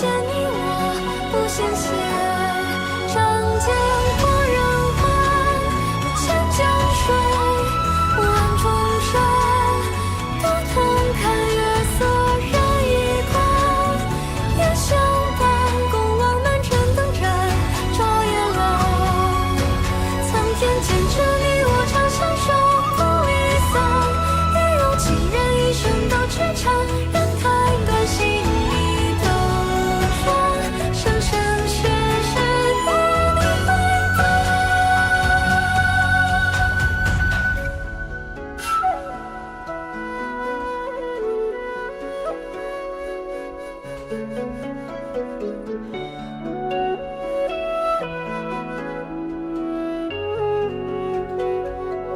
混沌开天地，鸿蒙生皓月，化长风，千年万载作笺斩，与其人中相拥。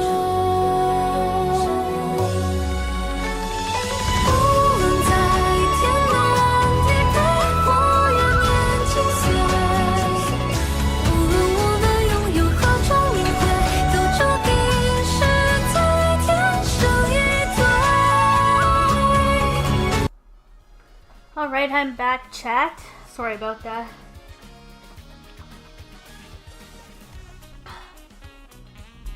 I need to get some water. But I am back. Let's continue. The damaged device lies in a heap of rubble. A few meters away, Bill's voice cuts in and out. In the face of failure, choosing to retreat is not shameful. Now, charging. Contingency plans total of. The electronic's voice forces its way through the gaps in the ringing, only to be swallowed again by a shrill, piercing whine. Philip's consciousness drifts at the edge of darkness. Everything in his vision slowly spins and the colors bleed. Hey Philip, your phone's off again. Good thing I have the communication you made. Otherwise I'd never get through to you. Don't worry, it's not like this is my first day in the hospital. I can take care of myself. You don't believe me? Look at the report.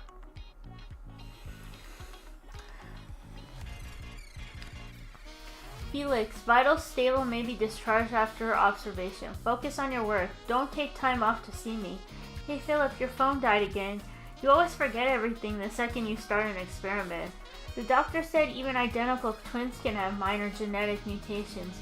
Don't cry. Look on the bright side. Medication can keep things stable for a long time. After the Corona Rift catastrophe, the hospital's overflowed, but I know you're still alive. You just don't have anywhere to charge your phone.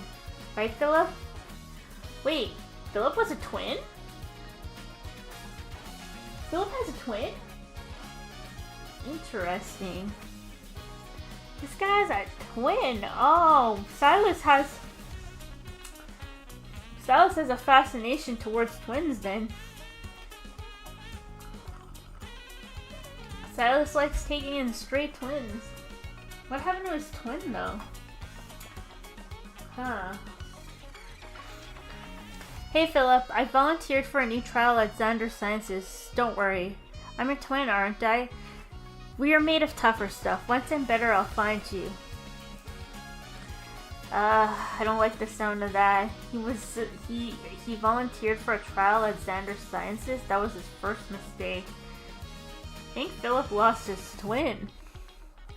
You're really something else. Luke kills 2 hostiles in quick succession and then helps Kieran haul an unconscious Philip behind the crumbling wall of the abandoned factory.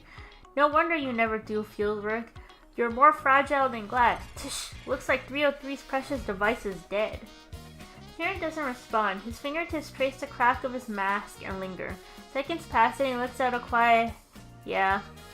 Luke tucks the gadget back into Philip's loosely curled palm. What's there to be upset about? 303 built the thing in the first place. Once we clean this up, he can fix yours. That lifts Kieran's spirits. He flicks a handful of throwing knives into the fray. Then I want one just like yours. Neither of them notices Philip's fingers twitch and curl ever so slightly.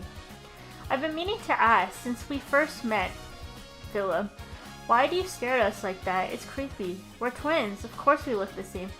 The scar doesn't count. It's a medal of honor. No wonder Kieran agreed to come with us. When he saw you, your name is 303. I heard everyone with a number in that experiment was an identical twin. Where's your brother? I've never seen him around. Getting treated at an Ever hospital meant you couldn't contact anyone. It's no big deal. Which hospital? The boys and I can tear the place down for you. So there really are diseases only they can treat? I bet they're the ones who created them. Side effects from our time there? Yeah, we had them, but Bossman took care of it. You should have seen him crush those crystals with his bare hands. Spoiler alert, it was cool. These two are so adorable. So I guess they know that they were experiments. Hey, 303, do you think you could make us masks? Something cool and the kind that covers your face? Actually, forget cool, that's secondary. What matters most is that they're exactly the same. Get in! Hank barrels through a crumbling wall with the van. Its tires shriek as he pulls a hairpin drift that narrowly dodges the antimatter beam's ghostly blue arc. The door flies open with a metallical clang in front of the three. Kieran barely manages to drag Philip into the back seat before his eyes notice a flash of silver gray. It's a metal container bearing the unmistakable signature of the Odd Workshop. It's launched skyward by the blast and is now arcing back down. Up there, that's it. Hank spots the container and wrenches the wheel. He spins the van nearly 180 degrees. Get it back, Luke and Kieran are already moving. They vault through the call of gunfire and intercept the container. They toss it between them like a ball and toy with their pursuers until they've had their fun. Then they land with perfect grace. The van roars toward the drop point, and gravity slams Philip into his seat. Bullets scream past, casings clatter against the roof-like hull. His colleagues' voices fade in. And out. Why isn't Philip awake yet? I'm filing a report with Bossman for slacking on the job. Philip's eyes stay closed. His consciousness keeps sinking and falling through the chaos and noise. Philip was in the middle of a routine briefing when he learned that the resurrection... I don't know how to say that. Resurrection... Oh my god, I can't say this word. Resuscitation efforts for Felix had failed. I didn't even realize there was that ad. But this is free. This is part of the main story, so this is free. I only paused for the paid stuff, which is like limited banner cards. Then came the flood. Oh wait, did I misstart on this? For Felix had failed. The comms device in his pocket buzzed once. The message from his informant was short, yet it rooted Philip to the spot. His mind blank. Then came the flood. Pathology reports, medical records, and even detailed profiles of the lead surgeons. The screen flickered on and off, and its pale glow reflecting the slow unraveling of his expression into emptiness. He wasn't a doctor. He never really understood medical jargon. That was precisely why, when modern medicine threw up its hand, he pinned his hopes for Felix's recoveries on Xander Sciences and their breakthrough treatment. The supposed stuff from legends, but disease doesn't slow its corrosive march just because the cure hasn't caught up. For the vast majority of ordinary lives, death is still the one destination no road can bypass. Philip looked up, his gaze finding the man before him. Sylus sat in his usual place, composed as usual, his figure overlapped with the memory of their first meeting when Philip had fled to Anakinus with nothing but secrets and desperation. That same unshakable composure, the same effortless control. Just taking a sip of water.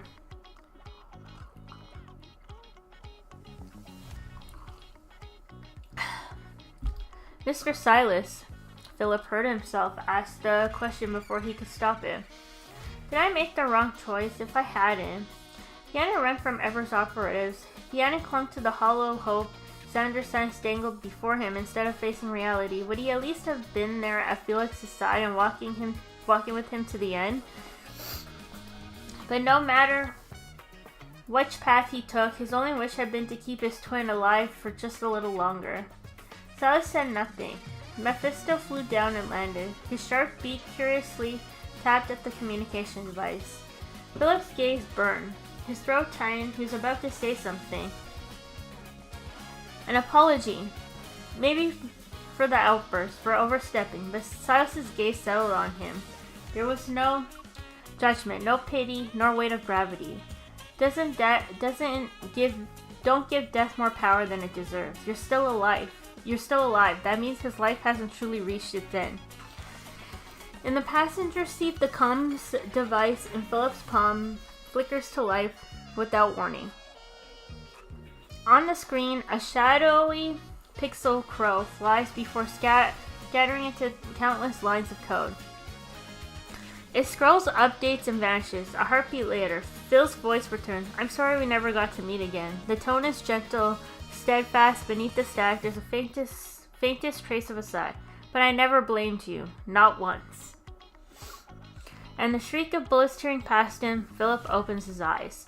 Cold air floods his lungs. Philip touches the crow's feet at the corner of his eyes. Under Hank's bewildered stare, he leans down the front seats, pries open the glove box beneath the center console, and pulls out a secondary control panel. It's charming analog in design. A rapid sequence of inputs later, the van's interior rumbles with a series of heavy, purposeful mechanical clicks. The side door panels open to reveal honeycomb-like composite alloy armor beneath. A medium-sized weapon platform sheathed in heat-dissipation grills rises from the roof. The rear hatch splits like wings, folds outward to expose rows of micro-missiles, their warheads glinting in the dim light. In seconds, the van has become a bristling mechanical fortress, and the tide of battle turns. Luke, Kieran, and Hank are speechless.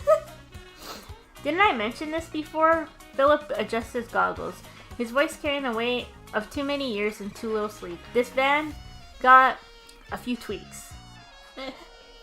That's so sad about his twin. I feel so sad about his twin. That's really sad.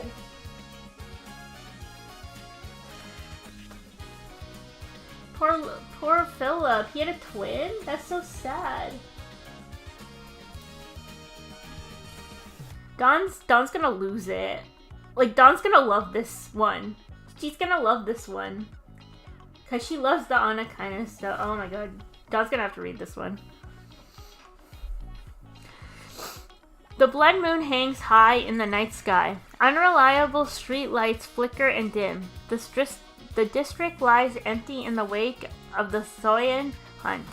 Nothing stirs save for a single van parked at the corner. Its engine cold.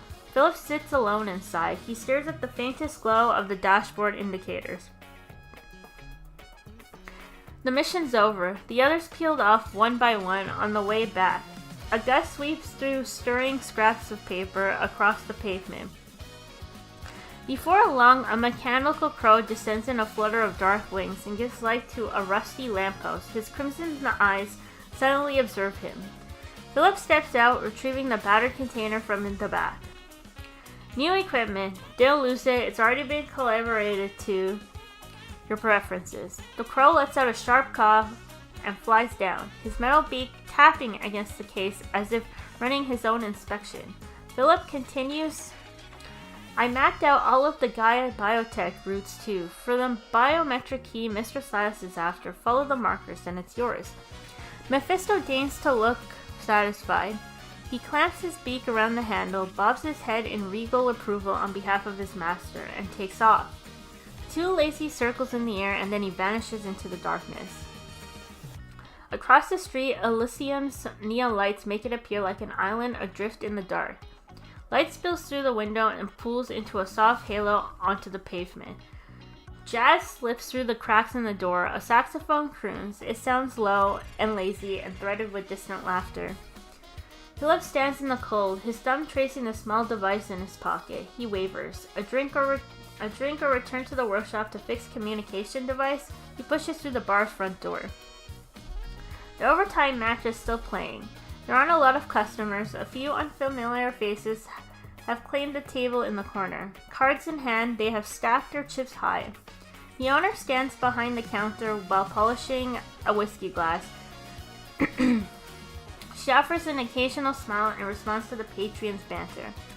A cup of hot tea sits at the center of the empty bar, its steam curling upward before dissolving into the overhead lights glow. Beneath it lies a drink menu in the margin. Someone has doodled 2 grinning faces wearing crow masks with a black marker. Outside of the window's reflection, a motorcycle engine's growl fades into the distance. And farther still in the ruins of Gaia Research Center, fire blooms one last time. Smoke rises into the sky, swells, and then is swiftly submerged in the darkness. The nights in the N109 zone are long enough for Philip to finish his tea. Oh, that was really good. I love that one. That was so good. The Unakiness one was really good. Like, it was nice to see the backstory of, like, Philip. And, like, the twins, too. How he's close with twins and stuff. And he was a twin himself. Sylus really likes collecting twins in his fortress here. Okay, I think we will stop there. Fairy Tale is a little confusing to me. I have to think about that one a little more and figure out how that relates to Rafayel's story. Probably gonna analyze it in my head a little bit. But we will end there because my voice is getting tired from all the reading and it's getting late. But thank you everyone for being here. Gonna take off and I'll see you on the next one. Next stream actually is gonna be Thursday. We're gonna be doing the new multi-banner. Now the thing is, I'm probably not streaming it on YouTube. It's gonna be a Twitch-only stream because of how spicy it looks. And I don't want to get banned on YouTube. I will be looking to set up a Patreon to post the unedited VODs, like, you know. We'll have to look into doing that. If I do post on YouTube, it'll probably be like really edited versions, so I don't know what YouTube will allow me to do, but yeah. Good luck to anyone pulling on the new multi-banner, and hope you enjoyed these World Underneaths reading with me. See you on the next one, and if you want to see more content like this, please like, subscribe, and follow. Thank you. Bye bye. Bye Twitch and bye YouTube. See you on the next one.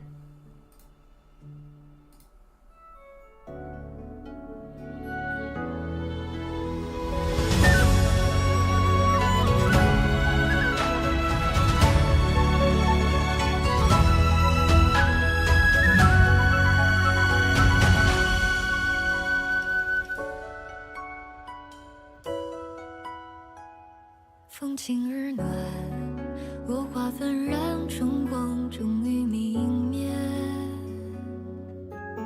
悄然之间，撩动心弦，却都未敢直言。可是爱恋，月上顾念，唯恐唐突惊扰了良缘。失眠多次，就只是谈风谈月，不谈起彼此心愿。熙攘人间，伫立三千，却只敢向你。